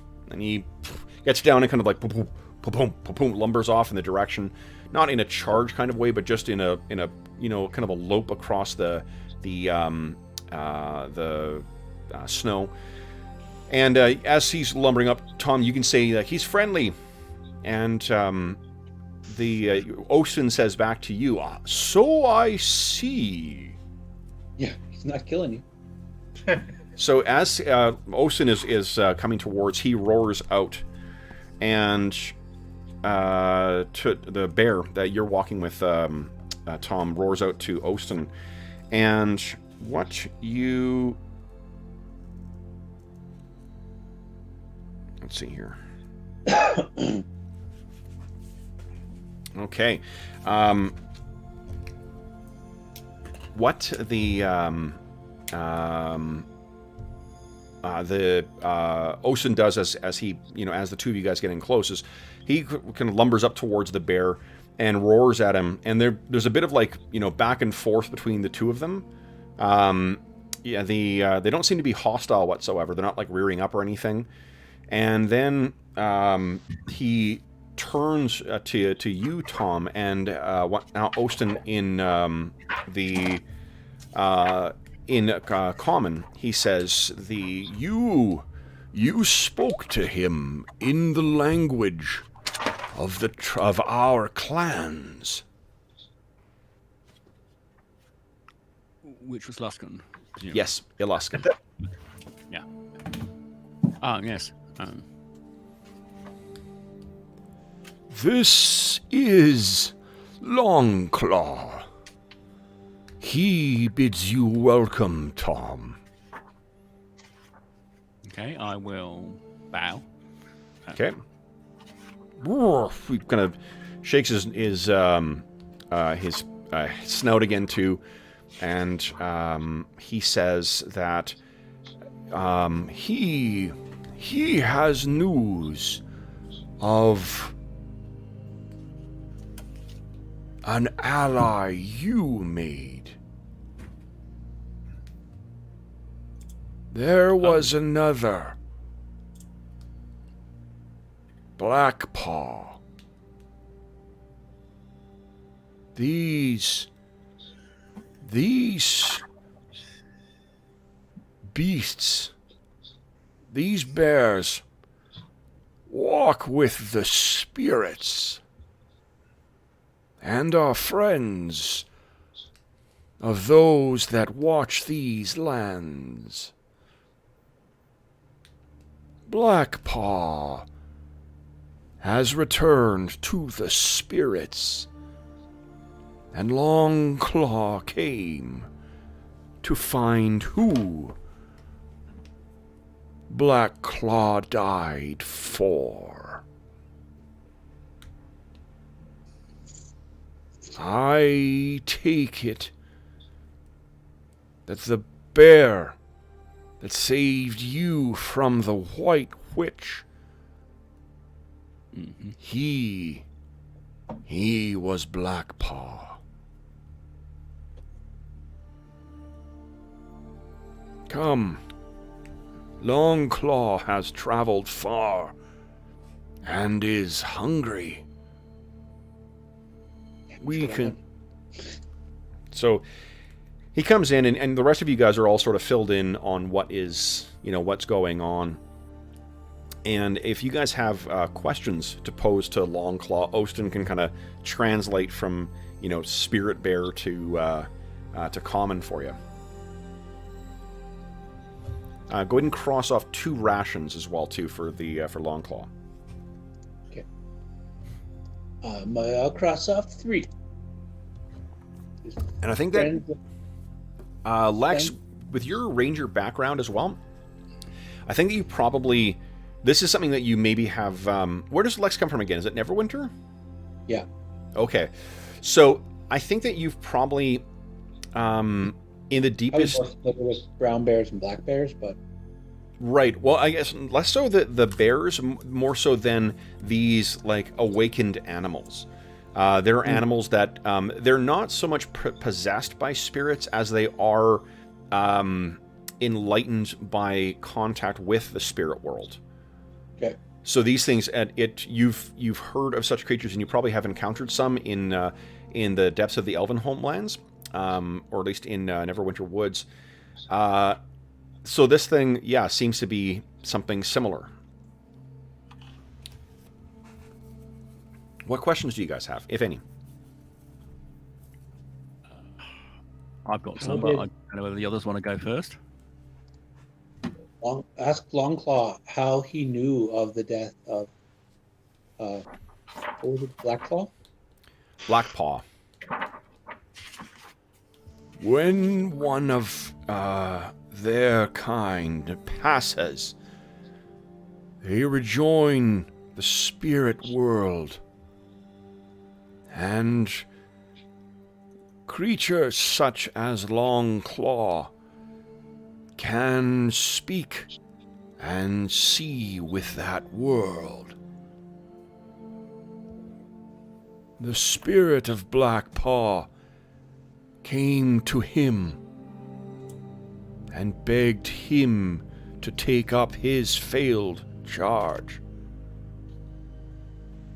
You are the foes of the White Witch. We are. You have allies among the spirits. And with that, Longclaw kind of snorts again.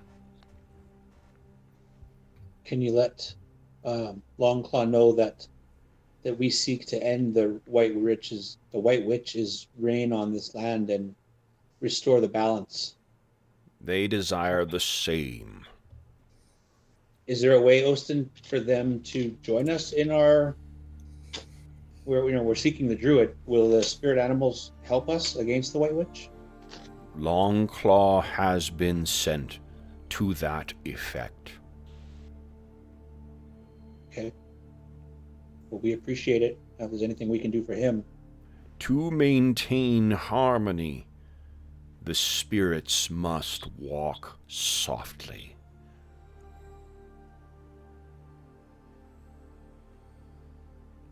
We need to restore the balance of the land. Their help is welcome. Indeed. You seek a noble purpose, and one of balance.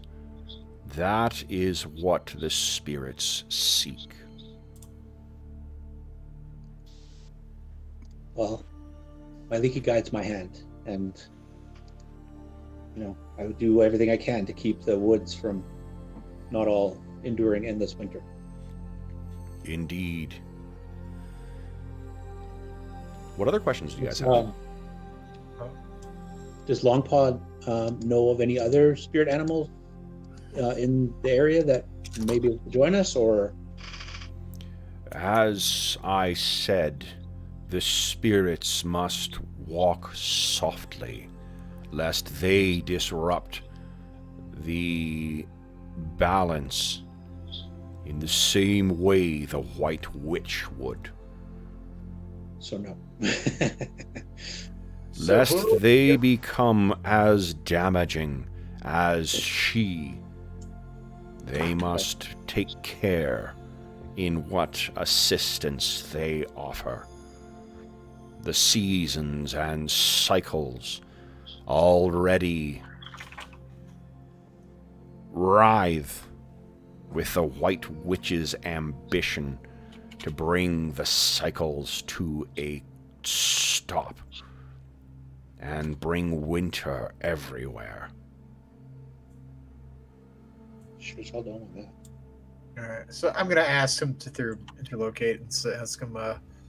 So are you just a bear? You got any other abilities that we could? Just a bear. He kind of roars and then gets up to his full 12-foot height. Roar! And Ostin looks back to you and says, Longclaw asks, is this not enough? Certainly is. Depends on Dwarven friend did not mean to insult. He's, you can picture him twice your height looking down at you, Grim. Snorts at you again. But I got a stone wolf. It's pretty impressive too. Your stone wolf, but you seem made of brambles. Ooh. That's a good one. I like that. Longclaw snorts once again and then gets back down on all fours. Easy, Grim. Well, Grim, you gonna try and identify this stuff? Well, so here's the thing. It takes 8 hours. First off, hold on. But do you have any other questions, or do the other guys, Andrew or Mo, do you guys have any questions for Longclaw? Well, I'll ask him if he knows where the druid Annika is, and I will also say that I owe a debt as Blackpaw saved my lives and probably my colleagues as well. Yeah, so what Ostin he translates it over, and then he says back that Longclaw has had the path to Kaniaka shown to him by the spirits. We will find the twisting way to their home. Though, and Longclaw kind of, growls at him and snorts. Says, though trouble awaits in the reaches. What kind of trouble? Discord between the people of the mountain. And your second question was... What, Tom? I don't remember. Said he had a debt to pay. No, I was just thanking them. And thanking them, right. And the debt. Yes. Saved us. The spirits know what your aim is. Your goal is the same. And though it carries a mighty cost, this is one worth paying.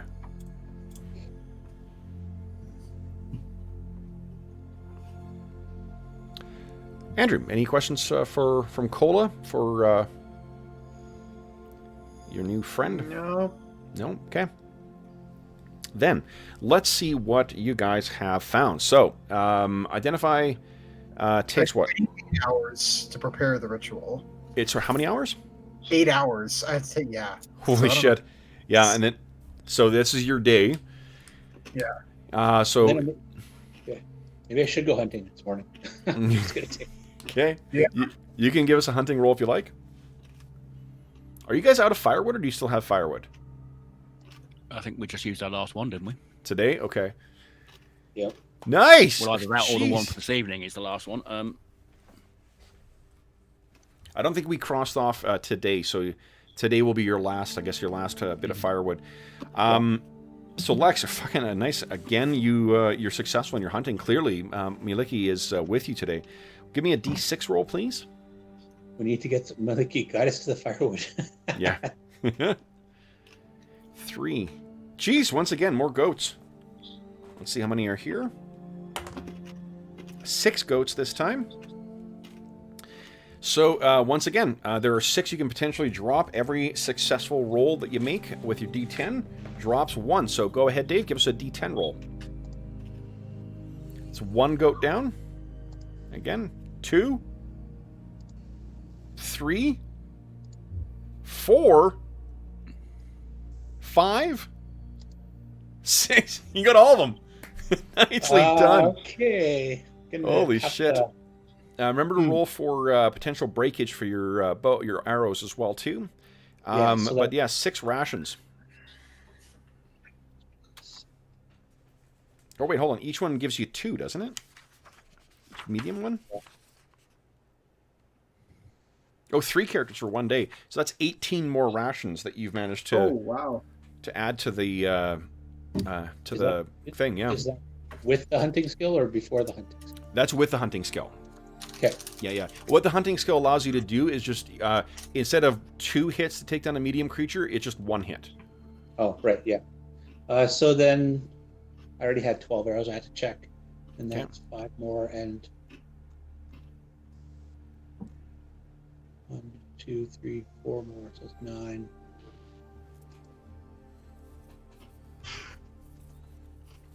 All right. So then, guys, we have next to do. There's 8 hours of prep that Grim is required to do to rolling 21d2e. Oh yeah, sounds good.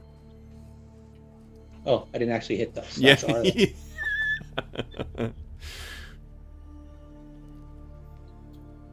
Let's see how many broke.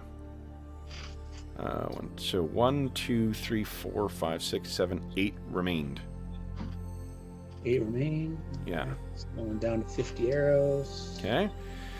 So then, do Thomas, Lex, Cola, Ostin, or Longclaw, do any of you guys want to do anything for your day? Because you have 8 hours today. How many rations was that, Kev? It was 18, I believe. There's 6 things you downed, 3 rations each. Okay.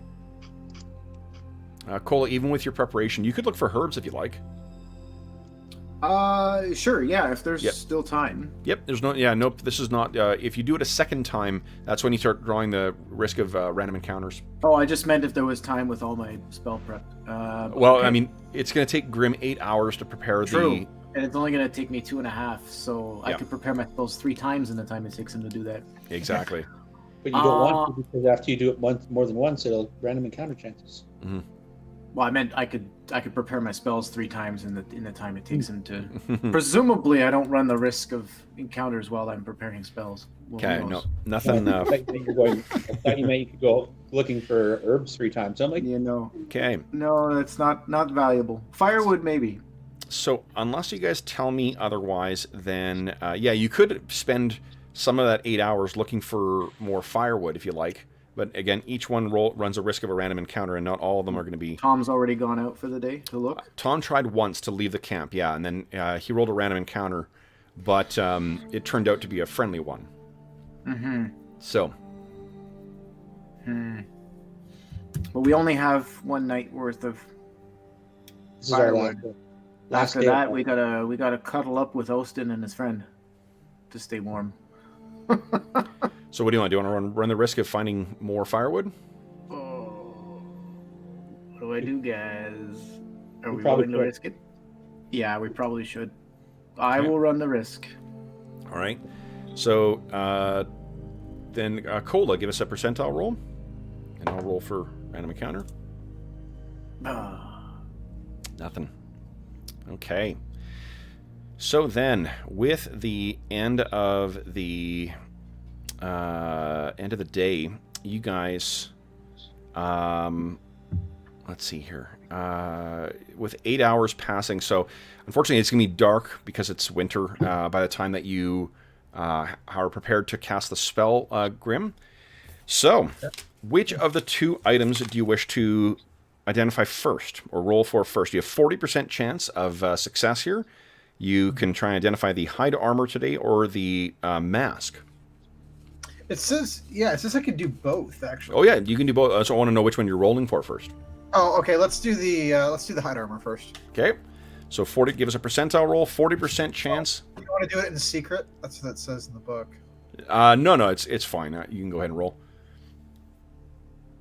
All right. Let's see what I got. It's taking a while. Oh shit! All right, so you don't identify the.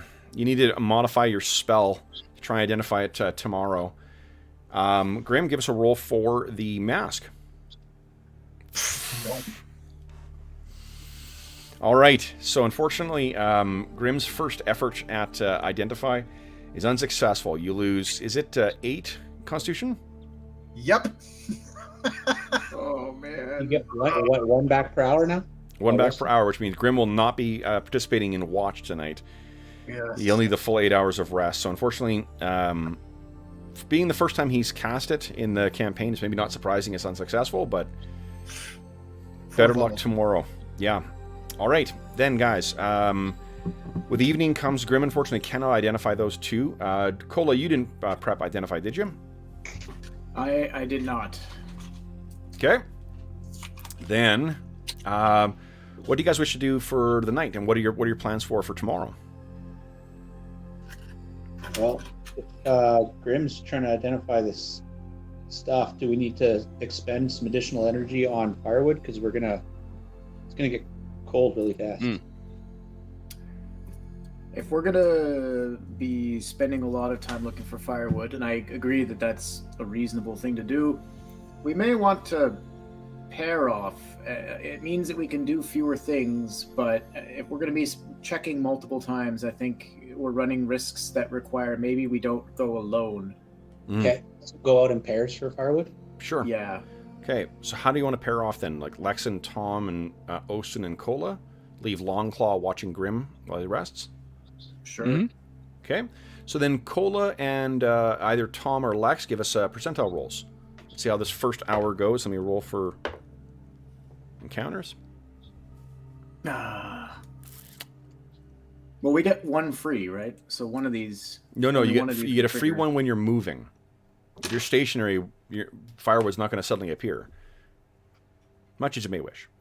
So then, No, I meant a free check. I meant. Oh, no, never mind. you don't get a free check. The reason you got free checks every day is because you're moving. Oh, because it's a new. Yeah, same thing with Okay. water. Like you get if you're moving, you get to make the free checks for trying to find fresh water each day, but it doesn't just appear suddenly. Hey, why didn't I notice that brook before? So that makes sense, 'cause- Tom, why don't you give us a percentile roll?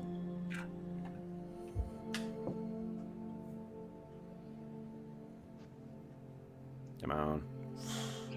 So that's Man, 1 you're hour. just- You guys want to push your luck? Yep. Okay. Go ahead again, Cola. Oh, so close. Then Tom, give us another percentile roll.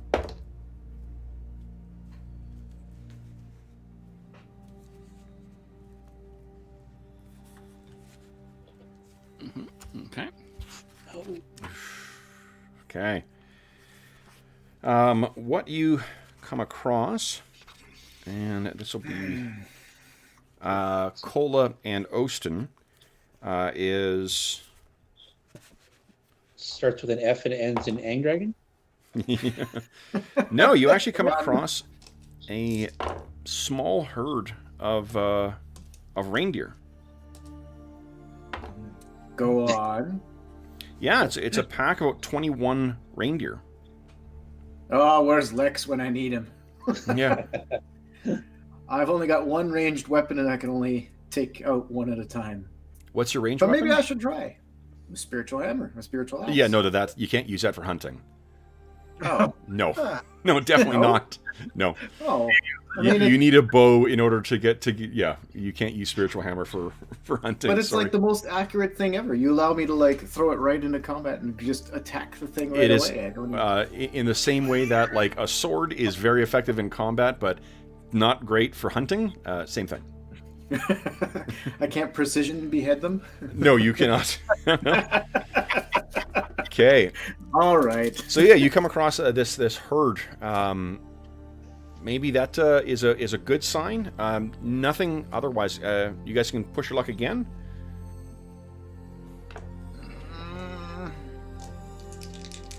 Let's see. Kev's The rolling odds, up the odds ground. don't actually change the more I do this. So. Okay. Oh. Basically, All just right. something like Not that. Tom. Oh, So close. Cola actually makes that noise. It's So you not guys like- again have not. You still have a couple of hours before. Let's You're- switch it up. Let's go Lex and Cola, Tom and Osen. We get back to camp, or I'll just Okay. gonna mix it up and try something different. All right. So then, guys, let's have Lex and Mo. So Dave and Mo, each give me a percentile roll.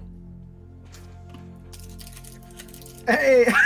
Nice. You know what? I would say screw you, but we really need this wood. So Lex, give me a 2d4 roll, please.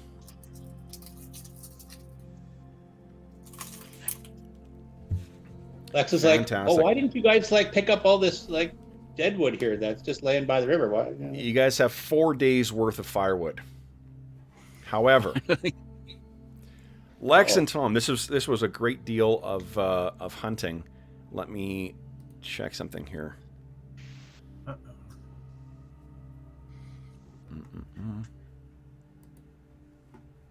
Yeah. Oh, fantastic. Fucking-tastic. I need to add Dragon? Yeah, Fang Dragon-tastic. Give me a sec here, guys. I need to add one thing over. So, we said it was Lex and Tom who were out looking, yes? I thought we were changing it up and going Lex and Cola, but... Oh, yeah, we did. So, Lex and Cola. So, Lex and Cola are the ones who are... So it's myself and Oston, I think, is the second team. Yes, that's right. Okay, so... Give me a sec here, guys.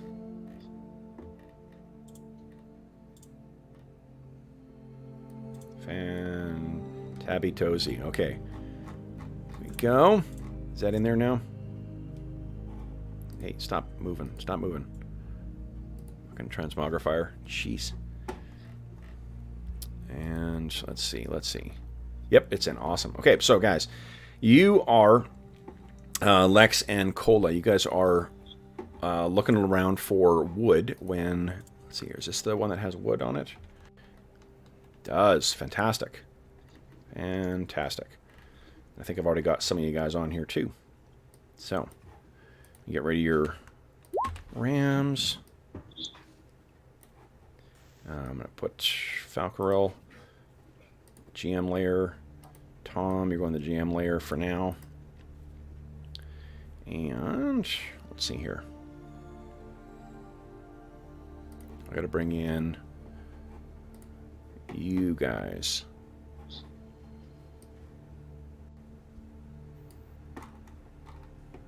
Okay, so I need let's do this. All right. Would you, Dave, give me a D10 roll, please.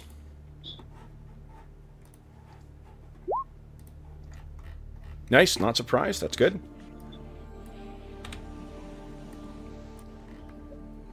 Cola's like, I think this is dangerous. I'm bugging out.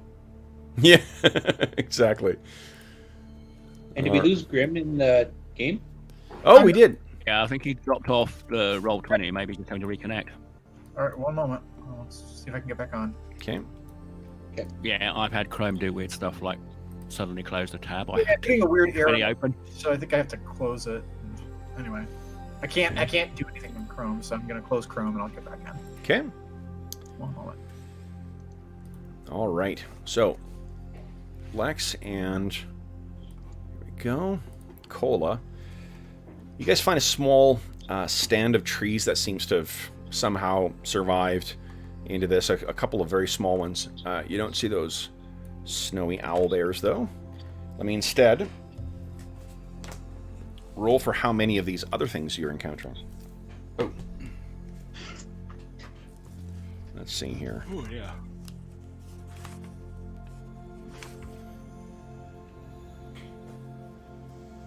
Oh, awesome. Okay.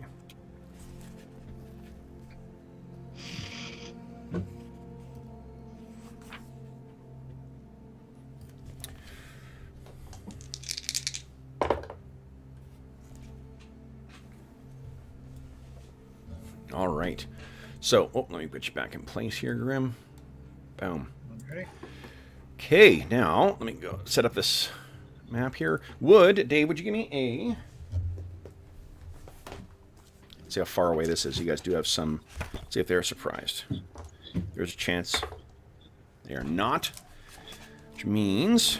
give me a 4d6 roll, please.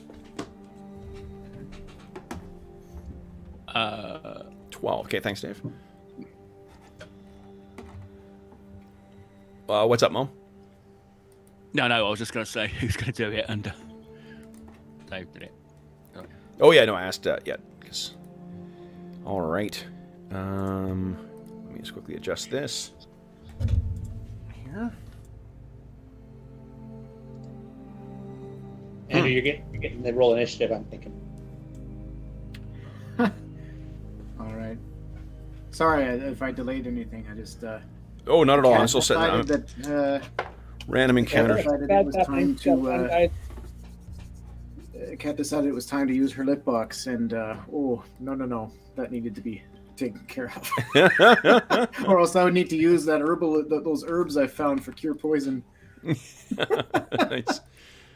All right, hold on here. Oh yeah, there we go, and there we are.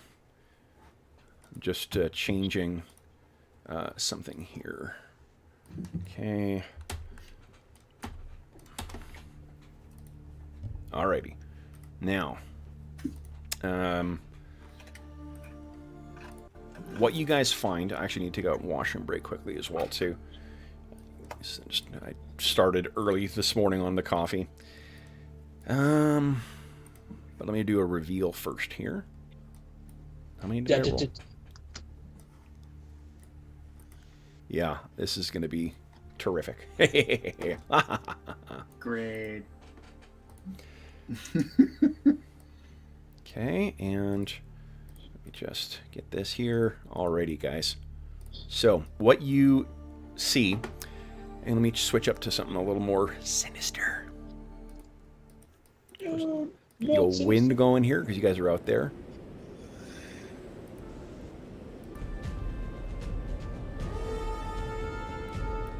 Okay, so you guys ready? Cola and Lex, you're making your way along.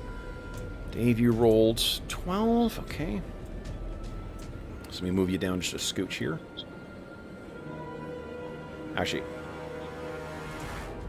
Uh-oh.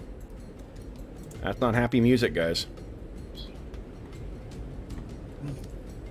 So what you see, as you find the trees, you're quite grateful that you've come across these, this stand. Like, finally, you're going to actually last for a couple of more days. Thank goodness. Then you see, and I think, Lex, it's you. Actually, no, Cola, you're the one with a higher... Yeah, you guys probably see at the same time. One of you guys is a ranger, one of you guys has a higher wisdom. Stalking through these snow-covered trees with the swirling snows catching around it, you see an ice troll.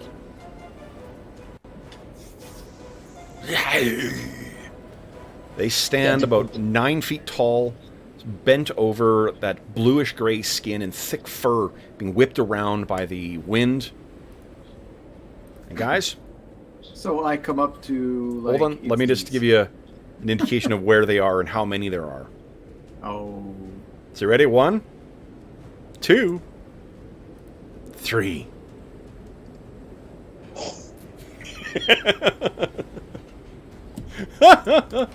So, guys, there are a couple of them.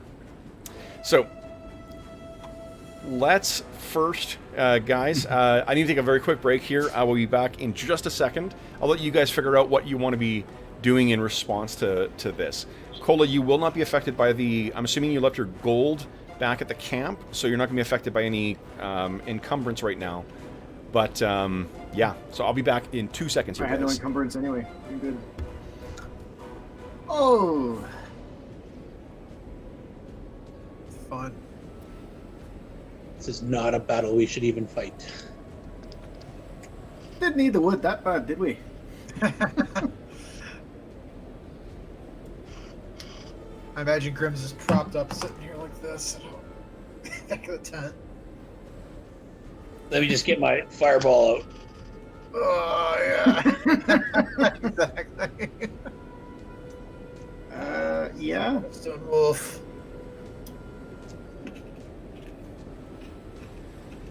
Oh, man, it's going to be so awesome when I can do fireball.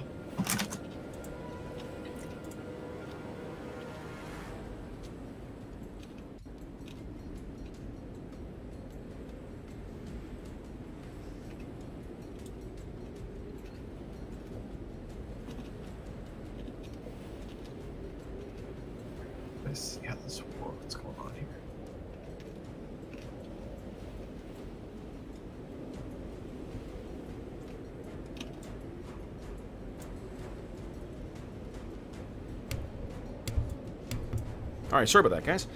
All right, so let's roll some initiative here. Do we know how far we are from camp when we went out? Yes, you guys are. Give me a D4 roll. 2. Okay, it will take you 2 turns to get back to camp. You're 20 minutes away from camp. If you choose now, mechanically, guys, what you can do is try and run, but then we'll be using our chase rolls. Try and get yourself back. And Lex doesn't need to outrun the trolls.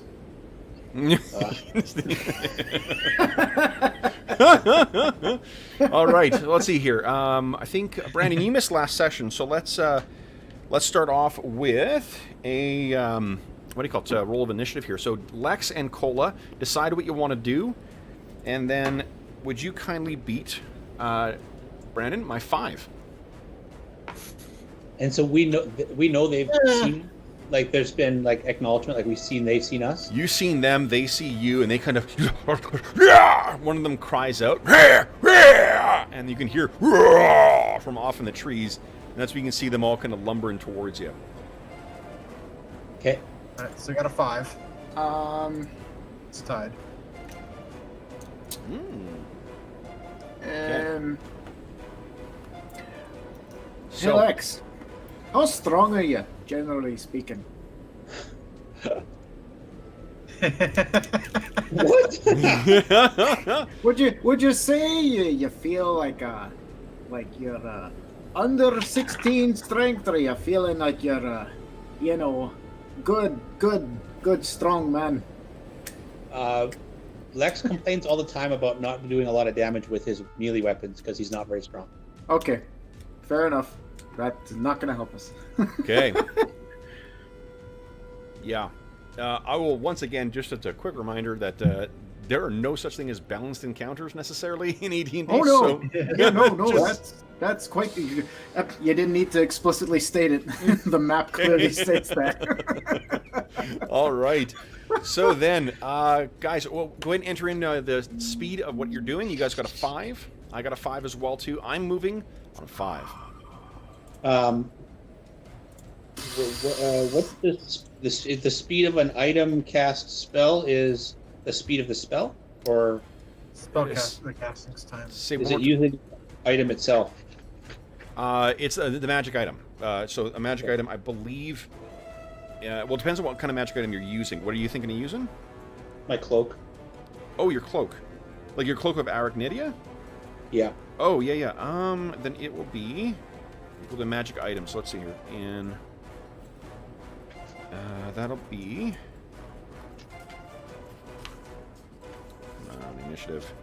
initiative. Here we go. Magic items. Miscellaneous magic is a 3. Okay. And that 5 was our initiative? Yes. Okay. So, Cola, you're simultaneous with these things. What are you doing? Simultaneous. Oh no. Run, Cola, run. Yeah, I'm gonna back up.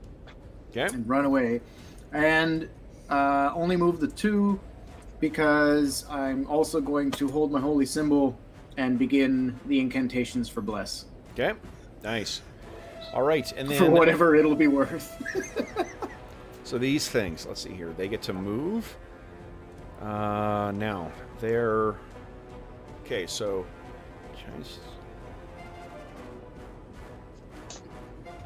okay. So they get to move. Oh, come on, you. Wait, I'm on the wrong layer, probably. Yep, of course I am. There we go. Now, 1, 2, 3, 4, 5, 6. Now, what you're picking up as they're lumbering forward, they are definitely faster than a dwarf, but they're slower than you, Lex. Okay. Yes, not to play into the whole, like, you don't gotta be faster than a bear, you just have to be faster than the person. Faster than you. Yeah. What are you doing, Lex? Lex he thought they'd be faster and be like right on us. So he was going to use the web spell from his. So he gets a Cloak of Arachnidia has a web spell, and it is bigger and Yeah, it's double stronger? size, isn't it? Yeah. And so the web spell creates an area of 8, 10 by 10 by 10 cubes. Yep. So I think we've done 16 last time. And what's the range? Be the same as a spell. What's the range of 5 web? 5 yards per level. How many? Sorry. 5 yards per level. Okay, so usually it's 8th level is what those things are cast at. So it'd be 40 yards. So that's 120 feet. Now you can choose if you feel that these things are not close enough. You can choose to just not make use of the thing. Because I don't actually have to. It's not. I'm not casting a spell, right? Exactly. Like, well, you don't lose it. You just don't cast it. You decide elect to not carry on with it. Yeah, I just tell Cola run, and as they get closer together, when they get closer to us, I'm gonna hit them with a web spell, and then we'll just keep running and freaking yell and scream. And we get close to camp, we try and call for help. All right. You'll see no argument out of me, friend. All right. So then, guys, let's on round 2. Let's roll initiative. Let's see who goes first here. Oh, Brandon, you're still in charge of initiative. Beat my 8, please. I might be able to do that. Yep. Most definitely. Okay. So I think you're delaying, right, Lex? Yeah. Yeah, so, okay. Yeah, so let's see here. I'll move these guys. Even if Cola runs, like I'm gonna just kind of slow up and let the trolls kind of condense and get closer to me, and Yep. They're big. and So then I'm gonna smack them with the web They are spell. definitely closer. And where do you want to have that web spell go off? You can feel free to draw on the map if you like. We can delete it afterwards. Okay. Holy. Yeah. Yeah, there were a few. Yep. What I wouldn't give for a message spell right now. So what are you thinking there, Lex? What area do you want to cover? That is Where's my PH? 2, 4. Yeah.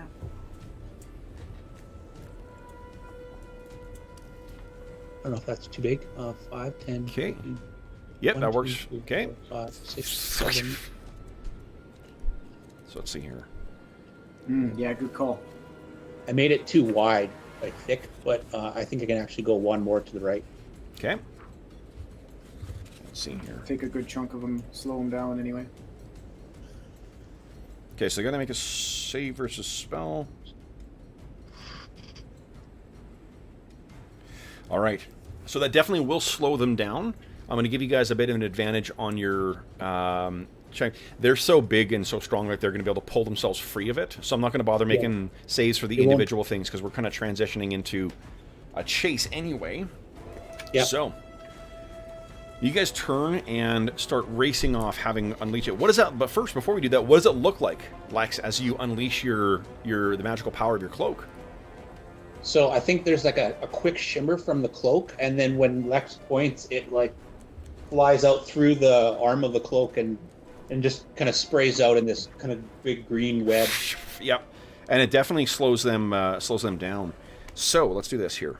Even if it just slows down the 4 or 5 that are, it's going to make contact with, or one in front of it.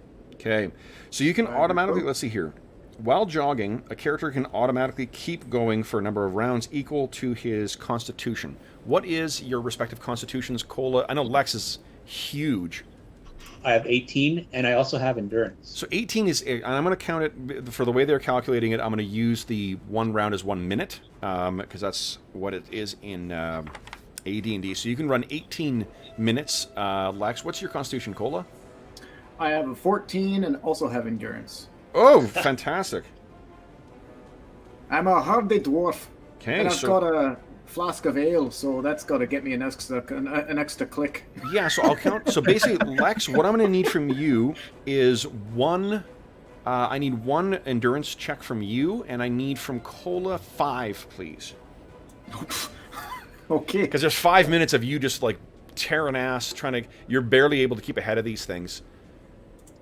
Okay, so Cola's got 1, 2 successes, 1 failure. Success. And then, unfortunately, because you failed one of them, your Constitution would drop by 1. So that second one's a failure. Constitution's down by 2 right now, Cola. Lex, go ahead and make your endurance check. Endurance is it con straight up? Yes, yeah.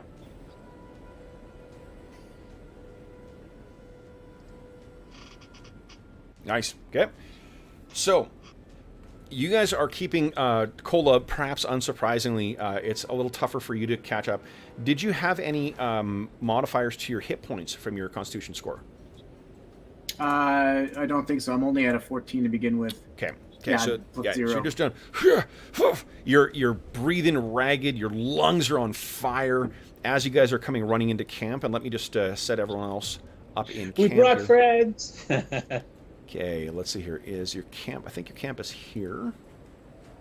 If I'm right, I am right. Okay, good. Then I need to rename this camp so I don't forget again. Oh, did you say 2 turns or 2 rounds? Oh, It's 2 turns. Yeah, away. like you guys. That's why you're having to roll Like, it's because like 5-6 rounds away. oh yeah, like you guys are having to run for 20 minutes to try and get Yeah, back to camp. okay, So that's okay. why you're so exhausted. Yeah. You know. And so there's Ostin. I'm gonna. I'll put Longclaw down there too. Hold up.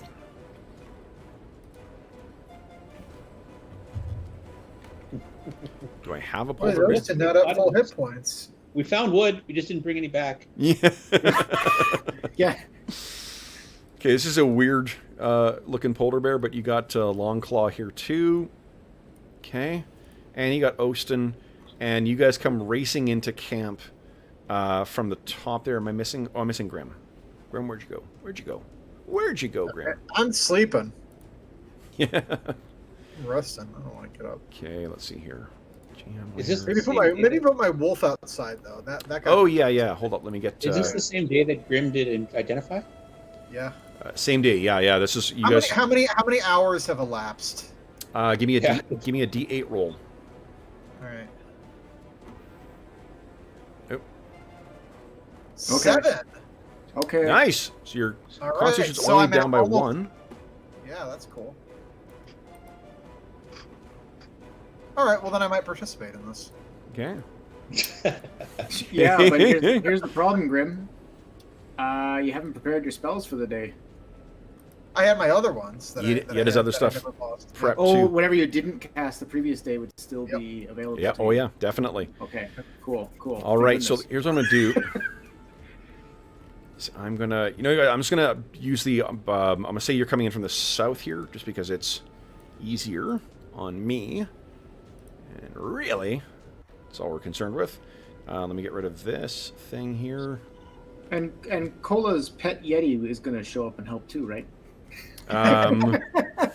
Cool. It's quite possible. Let's see here.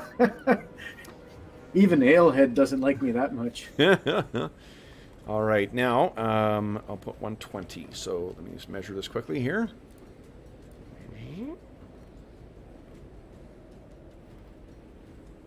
All right, so let's be down here. Go, guys. There's your friends. The ice trolls coming running in. All right. Okay, so guys, with Lex and Cola coming racing in, you guys can see this. These ice trolls are hot in pursuit behind. Let's have everyone. I'm gonna put your stone wolf just outside the tent there. And I need to check for. I'll close that. And Brandon, you wanted? Ice King has suggestions for good spells for ice trolls. I don't know what spell could that be, Ice King? I don't know. It's Flaming Sphere, I think. Actually, that'd probably be better, but that's... Definitely not bad. All right, I got stats for... Someone give me an 8d8 roll, please.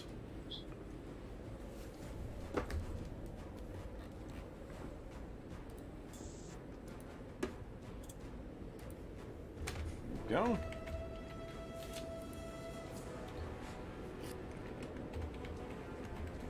AD8 or AP8? 8d8. Okay. There you go. Thank you very much. That's how many of them show up exhausted?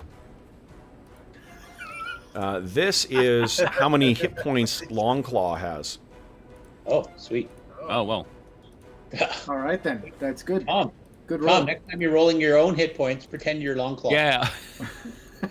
I'll get Longclaw to roll them, then I get a double Okay. 10. So there's Still Longclaw. put me way behind everyone else. All right. So, guys, let's roll initiative again. Brandon, you still have yet to, or I have yet to lose to you. Wait, other way around. You're going to have to lose to me. So, here we go, guys. Everyone decide what you're doing for the round. Who is controlling Osten, and who wants to roll for Longclaw? I think, I'll look why don't we do this? Longclaw, then. You go for Longclaw, okay. Grim's going to have his Stone Wolf, potentially, so we'll, maybe Andrew or Dave, you guys can take control of Osten. That makes sense. Okay. I could Quick do question with the wolf. Yep. I have my notes say plus 40 initiative on the first round of combat. Is that's a penalty, right? That means it's, you can count your initiative scores 4 less than whatever his thing. Basically, it's for when you're calculating when the Stone Wolf will act, do -1 to whatever's rolled, because they will act on a 3, but then it gets a bonus on the first round of -4 to that. So it'll be whatever you roll for initiative -1. Okay. That's like the Sounds -1 is like the weapon speed in the first round? Your bless will have it, because you cast it before you run. Yeah, 20 minutes has right. passed. So, Yeah, sorry. So I don't have to Damn command it. it. I can act and the wolf Oh can yeah, act? yeah. Once it's like, hell yeah. you need to Alright. spend an action to activate it, so that it'll turn from a wolf. I'm assuming it's not in non-wolf form all the time. That's true. So, but once it's active, yeah, it'll act on its own. All right. Okay, Brandon, would you kind of beat my 7? Yes, yes. All right, guys. So I'm acting on a 7. Go ahead and put down your speeds. If you're acting for multiple things, just remember to put the whatever. The Longclaw and Osten will be acting on their like weapon speed is a 6. Is the activation, does that take a speed? That'll be a magic item, so it'll be 3. Okay, so let's...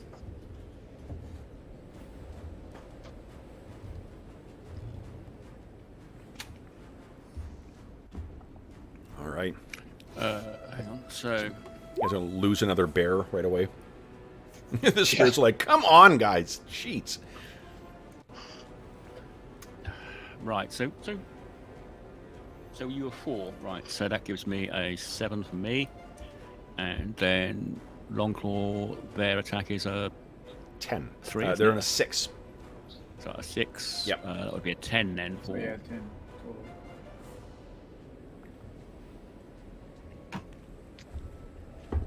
All right, guys. Long correctly. Okay. So then, first up is Osten on a 4. What's Osten doing? Austin's just gonna move to be in a better position to help out. Yep. So he moves 8 squares. Okay. Up to. Yep, I'm not up gonna to go 8 squares. crazy. Okay. We so, just said let's not lose a bear. boom, boom, boom, boom. All right. So he moved up on a. That's on a 4. Next is on a 7. Is Tom? What are we doing, Tom? I'm going to. 1, 2. Remember, if you're ready in action, you can only move 4 squares.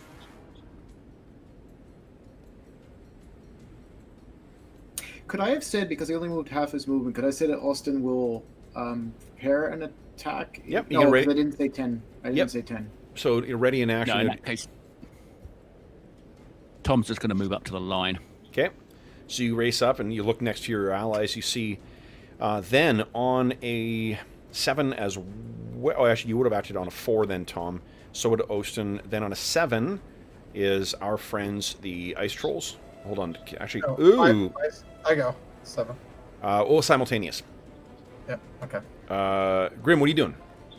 I was just gonna get up, get out, and then activate my wolf. If that's possible. Okay. So you touch the aquamarine colored amulet. You speak that magic word. There's a glow of aquamarine light that comes from your amulet, and then similarly from the stone wolf's eyes, and it looks over. You can move with the stone wolf this round if you like. Oh, really? Mhm. Okay. It's got 30 movement, so that's just, it just goes 6 squares. Squares. Yep. Okay. It can't pounce in the first round, can it?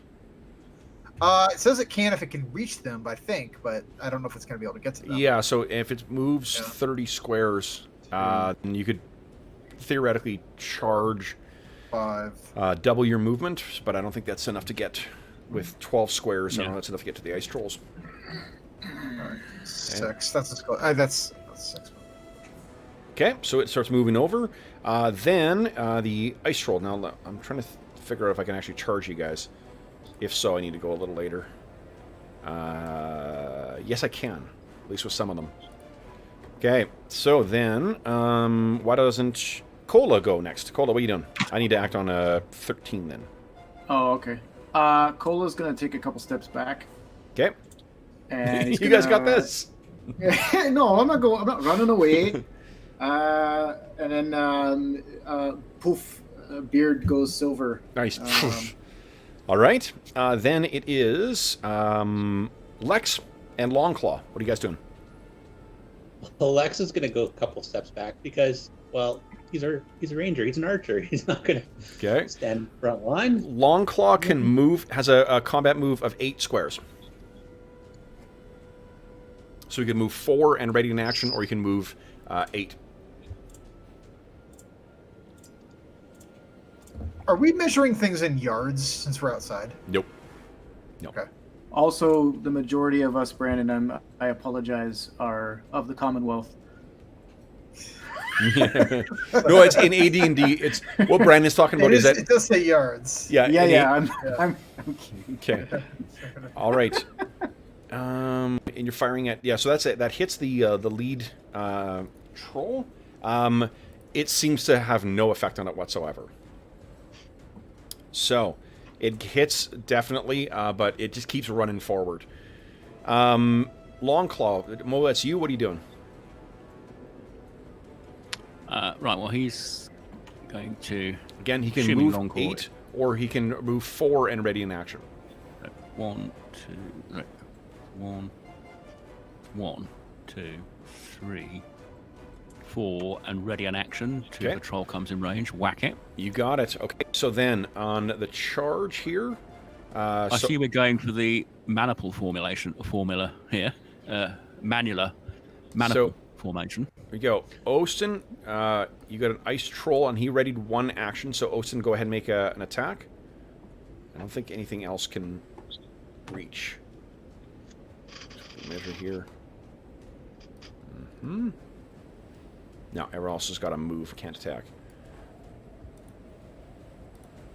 Okay, so let's see. Let's see here. This thing will move in on Tom. Longclaw has a ready to action as well too. Mo, just give us a D20 roll. I'm assuming it's biting because that does the most damage.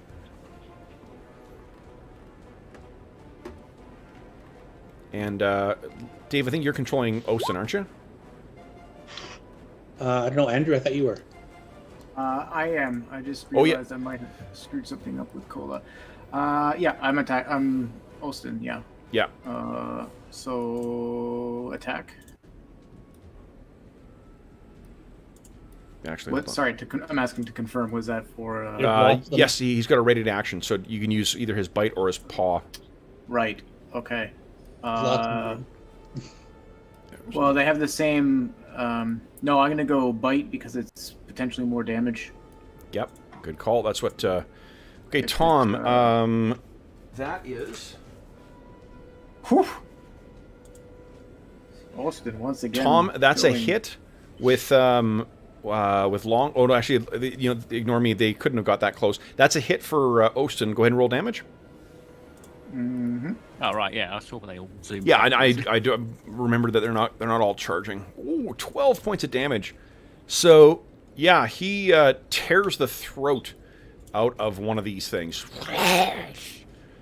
and it drops down as it gets in. Doesn't even get a chance to like as it comes charging in. Ostin sort of rears back and then kind of like surges forward, bearing it to the ground and tearing its throat out. Then that is the end of round 1. Oh, Lex, you got your second volley. If you choose. Yeah, but if the first one didn't do anything, then he'll have to put his bow down and and pull out his swords, I guess, for next one. Or Okay. Wait till next one. Pull out swords. All right. Then that is the end of round 1, guys. We're on to round 2. Brandon, you're still kicking ass with initiative. Yeah. So everyone decide what you're doing for your round. And then Brandon, beat my 8. Okay. Ah, did Oh. not. no. Ow. All right. So I'm acting on a 14. Shit. Let's see what everyone else So is. does this count as the -1 for the wolf's initiative if he's doing Yes. pounds? Yeah, that's all. I'll let you Okay, count that. okay, that's what I figured. Okay. Oh, sorry. Wrong. I've got it. Grim should be on a 12. But I Yeah. don't Yeah, know 12, if. yeah. But I don't know if. What are you asking, Um, Andrew? Sorry? No, I got an idea, but I think it's not something I could just do in the heat of battle. Maybe a conversation for later. Shit. Shoot. Okay. All right. Okay, so first up is the Stone Wolf. What's Stone Wolf doing? Oh, sorry. Shit, really? All right. Well, let's see if he can. I don't think I can actually get there now. I thought he was going to go second, but whatever. Remember, you can move through allied squares. Yeah. You don't need to move I can around get people. to- But that's a lot of diagonals. I don't know if I can get Yeah. through all those. 1, 2, 3, 4, 5, 6, 7, 8, 9, 10. So it'd be 10 squares on a So that's- charge. So he'll take a penalty to his AC, but he could charge and get in there. I'll do it. Yeah. Okay. Yeah. Boom. Go ahead and make your Yeah. attack roll. All right. So it is. I don't have all this stuff recorded in my character sheet, so I'm just going to have to roll to 20, I think. Okay. Oh, do you have like the Thaco and stuff recorded there? Yeah. Okay. What's his Thaco? This Thaco is a 15, and then does he get any? I It's thought plus, he got a bonus. David's a +1 or +2 in a charge? I didn't have it open. Let me Oh, pull sorry. it That's because it's a favorite maneuver of yours. All right. Or is it a penalty to hit with charge? What is a? I think you got a bonus, and then. No. Like rules is written, you do, but rules is written. The charge is just it is so overly optimal for especially for low levels that I changed it. So, charge 1.5 your combat move, make 1 melee attack, suffering a -2 penalty to hit, a penalty to your AC, same as running, or you may take the thrown attacks and execute them with your charge if Right. you have a weapon in hand. Okay, so then what you would need is with the penalty is a 9 or higher to hit. So go ahead and roll d20. Oh, so close. So it gets in, but it doesn't get through this thing's hide. Then, did we roll the hit points for the Stone Wolf? We did. I thought. Yeah, we did 23.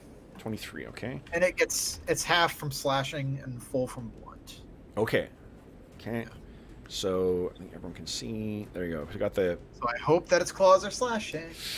Yeah, really. Because that shit thing doesn't recover. Okay, I think it heals, like, when it turns into a statue and it turns back, it will heal. But it's when you... if it's destroyed, then... Yeah. Okay. Yeah. Okay. Yeah, I mean, that's about that. But let's see here. Let's see what happens first. All right. So then, next is that was a 9. A 12 is Grim. What are you doing, Grim? All right, I'm going to cast a. Let's see.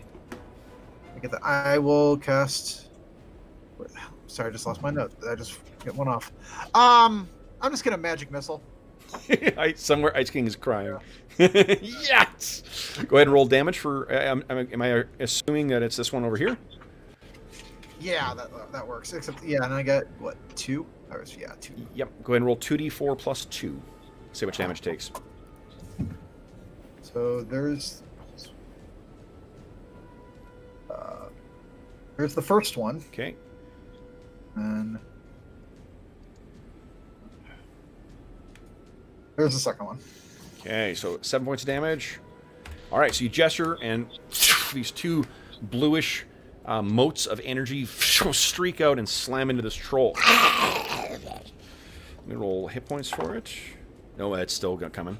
Then it is, let's see here, 13 is Tom. What are you doing, Tom? I'm going to delay until they come into range and then hit them.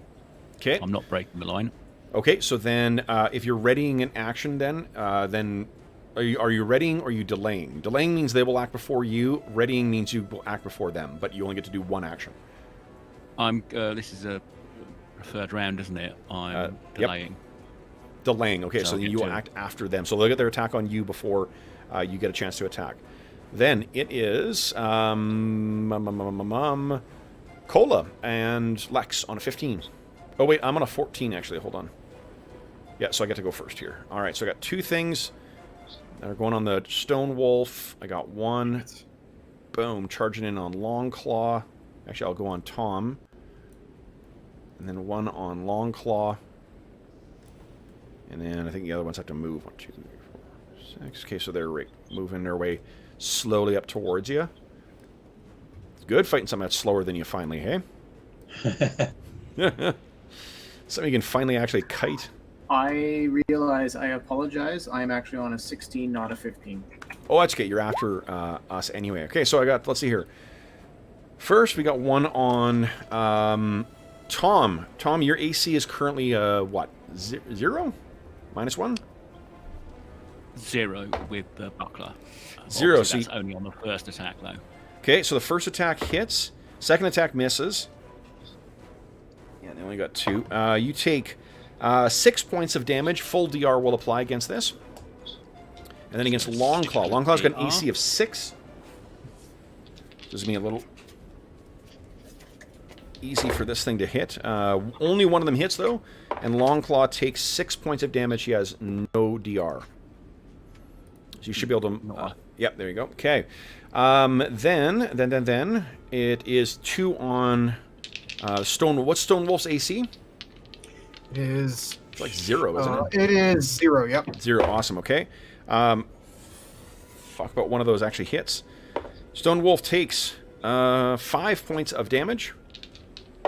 Is it slashing or is it... It is slashing, yes.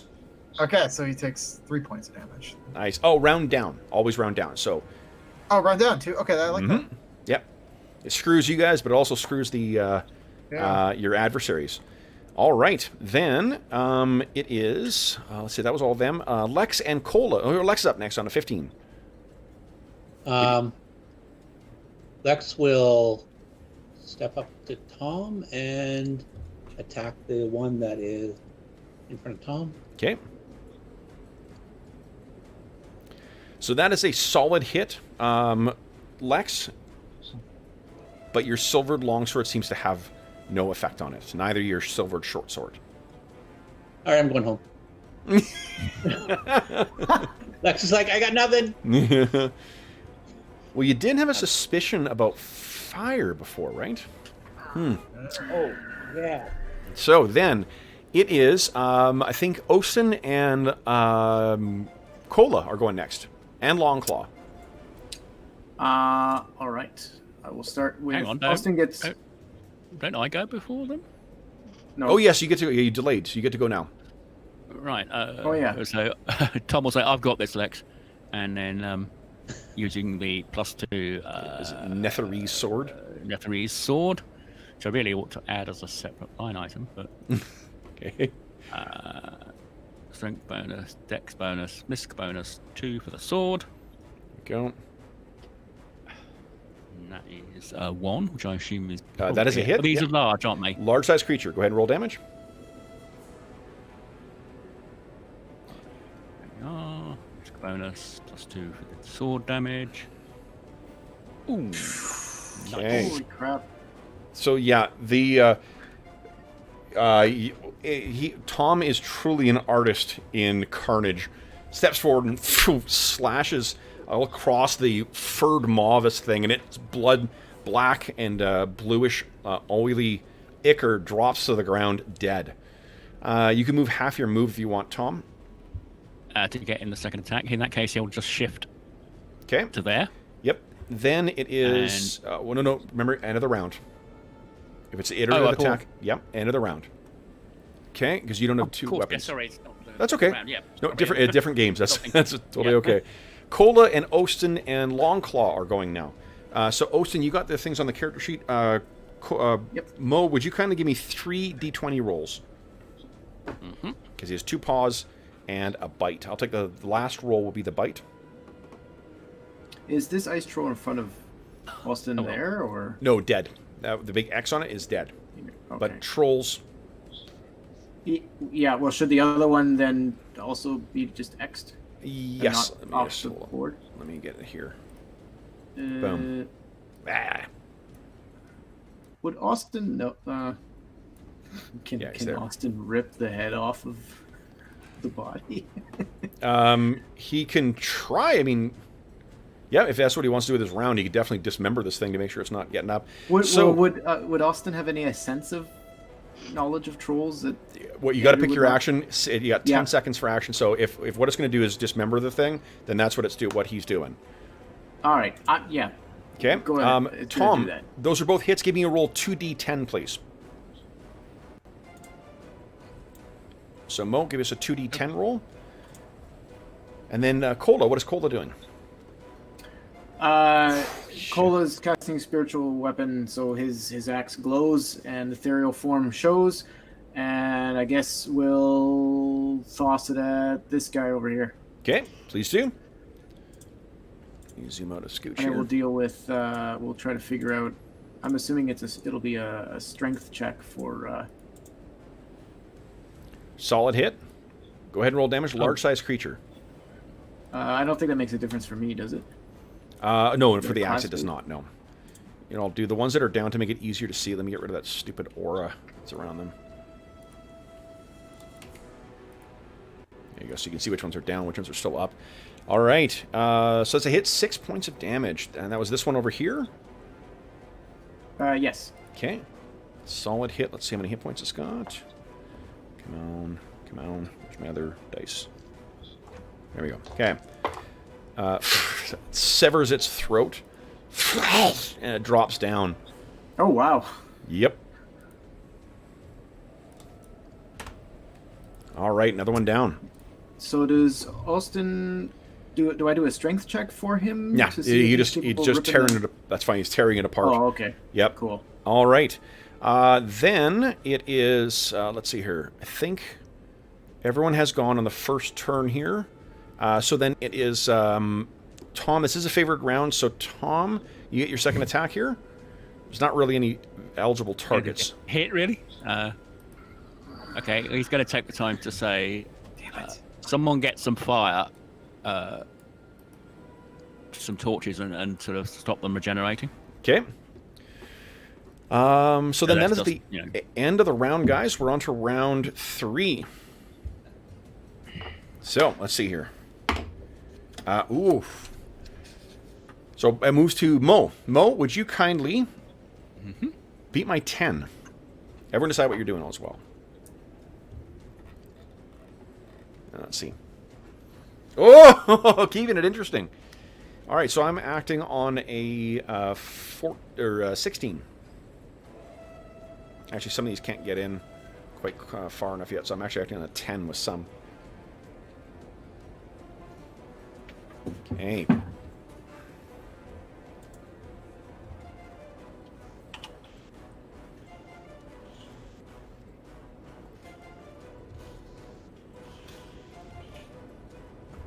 Excellent. Okay, guys.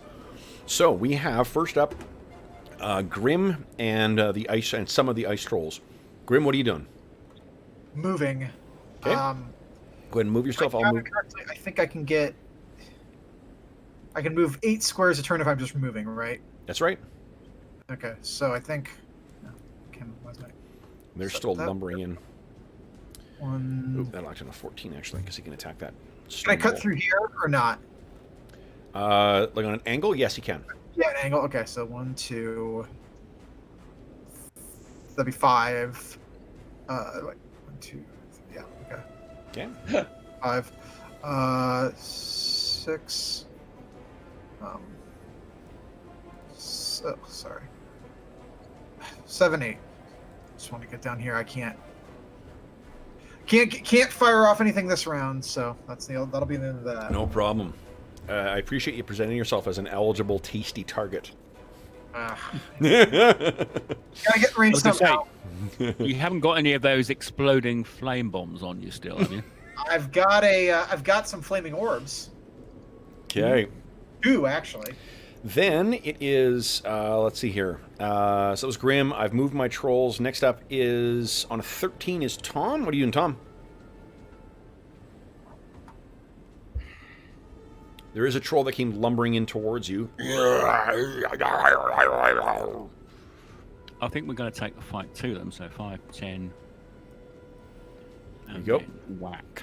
Go ahead and make your attack roll. Come on.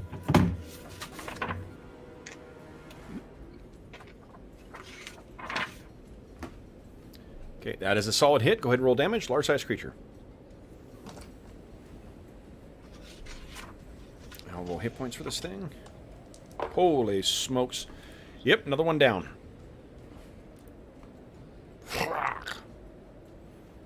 And then we're that stupid aura. There you go. Okay. Then it is oh, the wolf gets to go. Stone wolf gets to go. Yes. He's gonna attack. It doesn't matter. One of those two. The one on the left, I guess. Okay. Okay.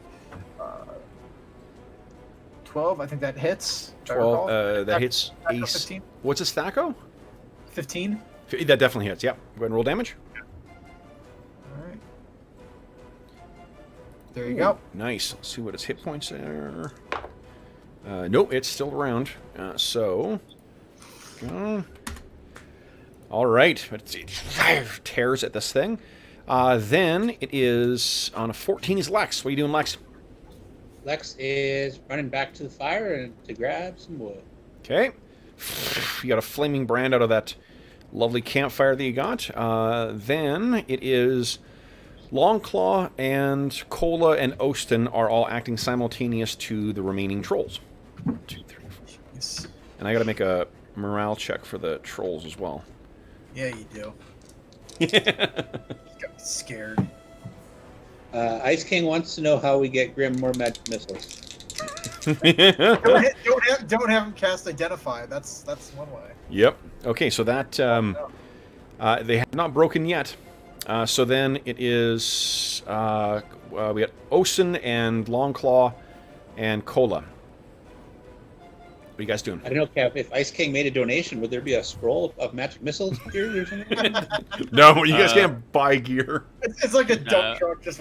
Right. Yeah, a bit like the Hunger Games. It floats down on a little parachute. Yeah. Longclaw's going to charge the one remaining up on our side, I think. Okay. So I think he can do it, can't he? He absolutely can. Yep.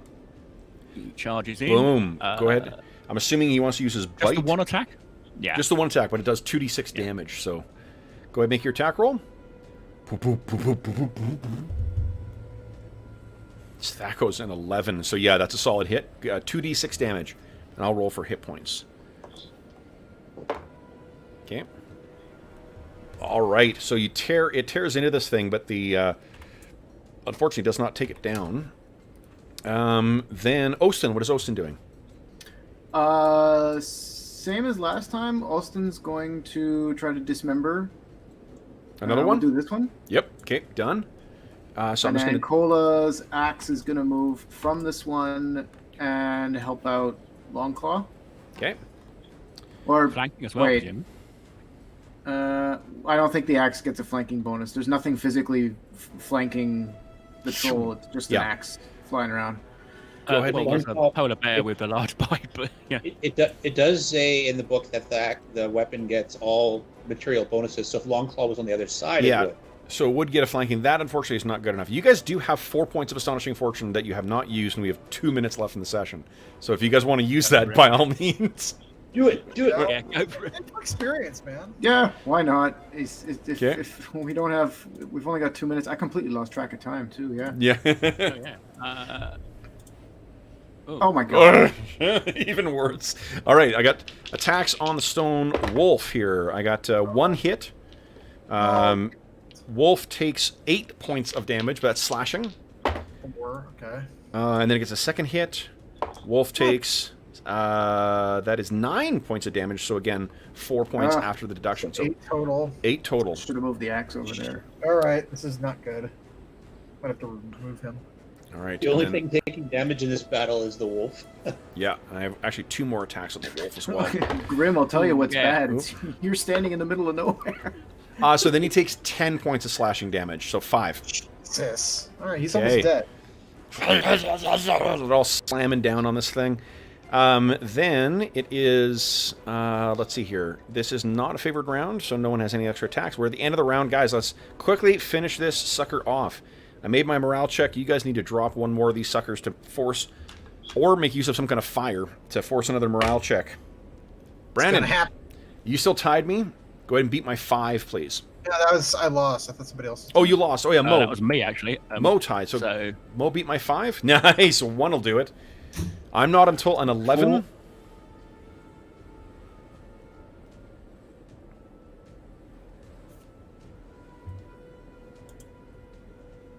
Oh, 1. Okay. Okay. Sorry. I'm gonna start. I can start calculating your XP here, guys. Wolf, I guess. Sorry. Okay. All right, great. So then, first up, we have Grim on a 5. What are you doing, Grim? Okay. Move and cast, not cast and move, right? Correct. You can't move after you cast magic. Okay, yep, okay, that's perfectly for me then. Okay, Okay. so I'm gonna move half of it, I guess, right? So You move 4, I can move 4. Yep. Then let's go. unless you're secretly a halfling. He's been on stealth this whole time. I guess it doesn't really matter. Okay, I'm gonna move down here. Yep. And then I'm gonna cast a burning orb. There. Like a flaming sphere, you mean? A flaming sphere, Yeah, yep. okay. So we'll hit this one, and then it will be in the range of the one next to it. Excellent. So- Okay, let me make saves for them. Both There's of those are fails. So actually, go ahead and roll damage. What is it? 1d4 plus your level? I think it's 2d4 for the one that it's on, and it's 1d4 for the one that it's next to. And then do you add your level to that? Let me look. 'Cause I can't. I don't think I do, but let me just. No, there is a modifier to it. I just don't remember how much it is. It is. Here we go.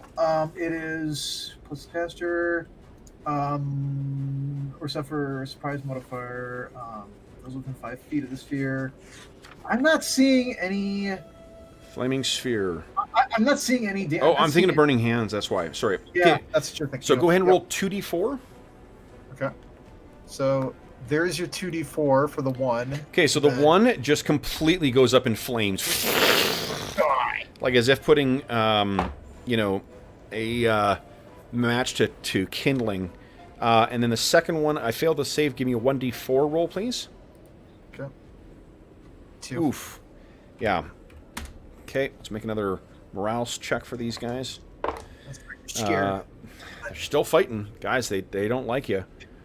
Right to the bitter end. So then that's what Grim did, and we'll put a fire where it arrived. There we go. All right, then it is the wolf and Tom. The wolf. Okay, I'm gonna go for the one that took the bite out of it. So Yep. I'll just roll that quickly. Go ahead, and then Tom, what are you doing?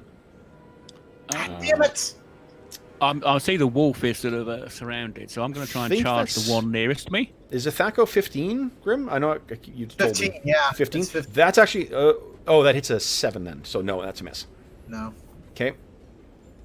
So Tom, what are you doing? It's 30 feet away. Can I charge that troll? Yep, so you just take -2 to hit, -2 to your AC. Go ahead and make your attack roll. Okay. That's flanking, right? It is flanking, though, yeah, so it'll offset. So just make your normal attack roll, Tom. Right. There we are. Hit. Go. And we're flanking, so effectively I do that. Nat 20. Beautiful. Beautiful. Roll That is- damage for large size And creature. I need one of these for. Let's see. I'll check the hit points of this thing. Ooh, solid. Yep, that's enough. Boom, down. Okay, Thank well, you. Thanks for technically, saving my it's wolf. here. Boom and boom. Okay, and then let's see here. That was on a 4. Then it is 5. Lex on a 5. What are you doing, Lex? Lex is just going to start burning corpses. Okay, sounds good. Then it is, and they go up like crazy. That's Lex. Then it is Longclaw, Ostin, and Cola all at the same time. Olston's gonna dismember this one right in front of him. Actually, all 3 of those hit, Tom. So 1d10, 1d10, and 2d6. Jeez. And then Osin is dismembering another one. Okay, so another one Yeah, gone. this one right here.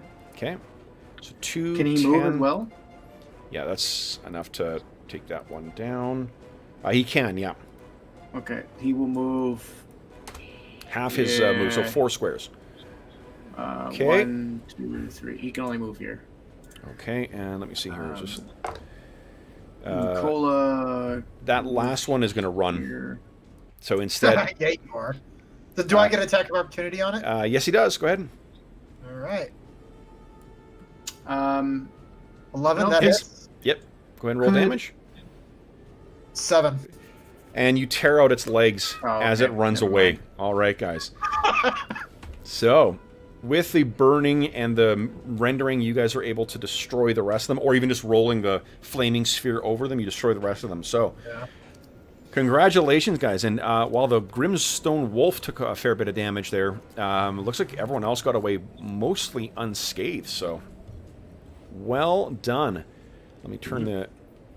We need to go get our firewood. We found firewood.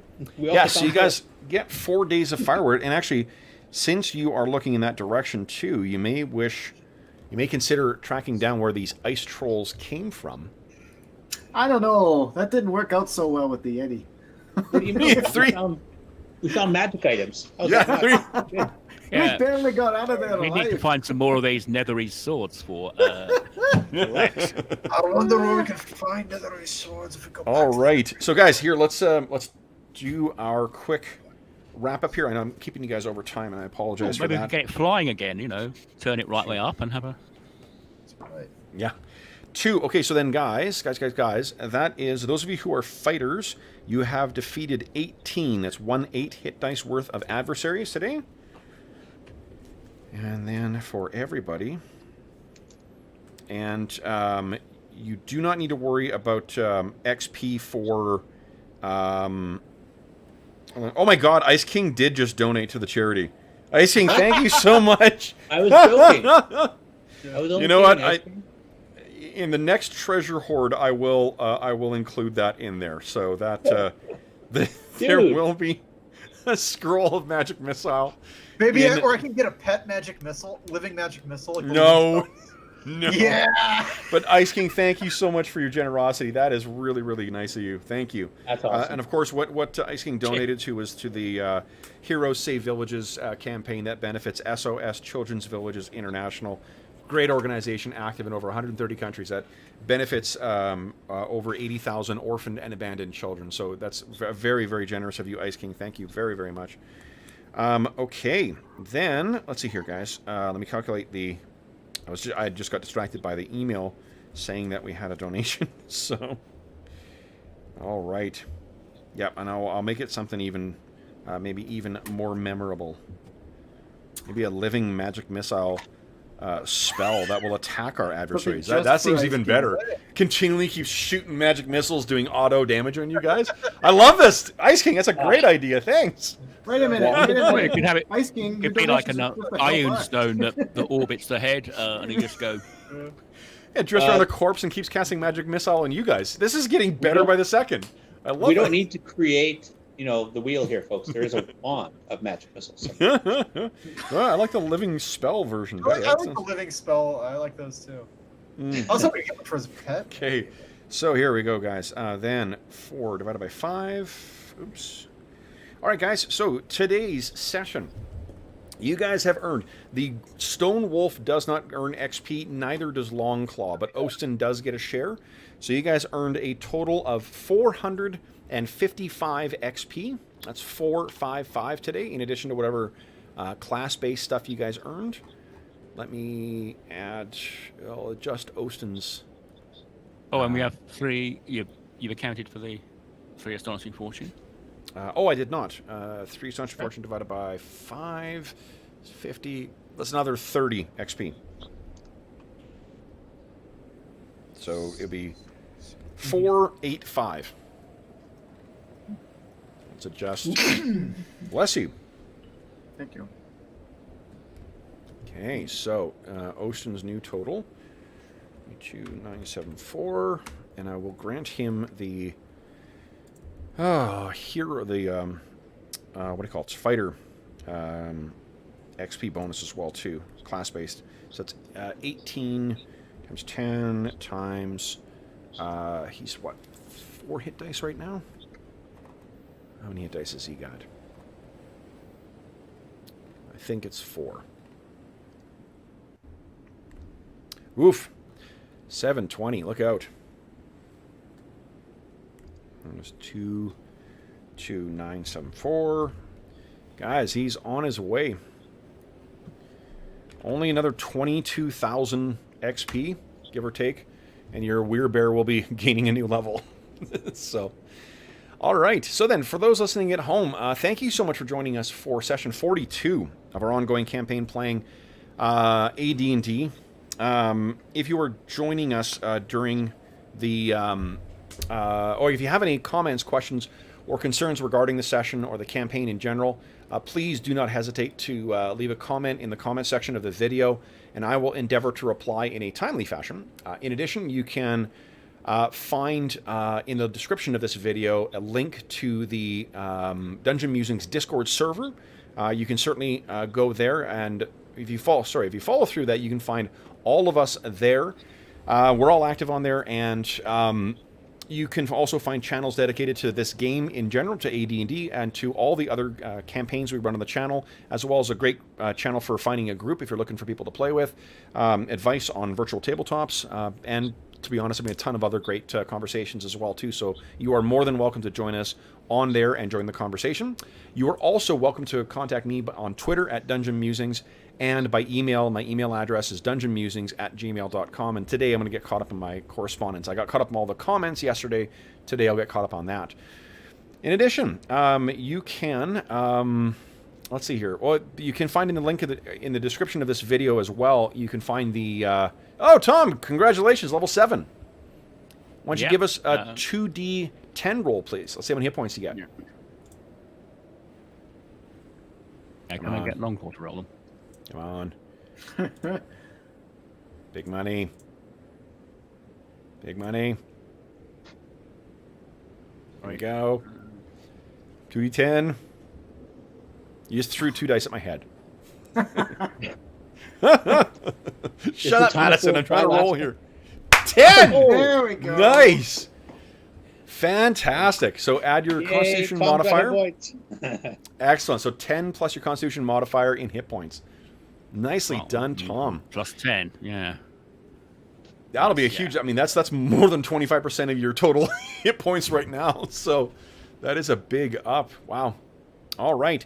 So then, last thing I'll say is, if you are joining us during either live or contemporaneous to the recording of this, and it's still during the current quarantine crisis, we do hope that this finds you healthy, safe, and weathering the current crisis as well as can be expected. I know this is going on much longer than any of us ever thought, but the one small bright side to that is that this campaign keeps on going then too. So we hope that you have enjoyed our quarantine campaign thus far. It appears that we're going to be continuing on for several months, so we've got many more challenges that our heroes will be facing, and I think next weekend is 2 sessions of this, right, guys? Yep. Yeah, we're just going to do a bunch of extra side quests because the pandemic's going on long. Yeah, really. We're not. Well, let's leave the White Lich alone for a while. We'll come back to it later. We'll level up a bit and find some more gear. Did you just hit level 4, or are you knocking? No, I was spent on level 4. It's going to be a while before I hit level 5. Okay, before you hit the next one. Okay. All right. So then, for those listening, and thanks, Ice King. He says, for the great entertainment's the least I could do. Well, that is, your generosity is very, very much appreciated. That's very, very kind of you. So then, again, we hope that you've enjoyed this. We hope we've given you a couple of hours to turn your mind off of the troubles of our world and think of the troubles our heroes continually get themselves into. And until we see you again, happy gaming.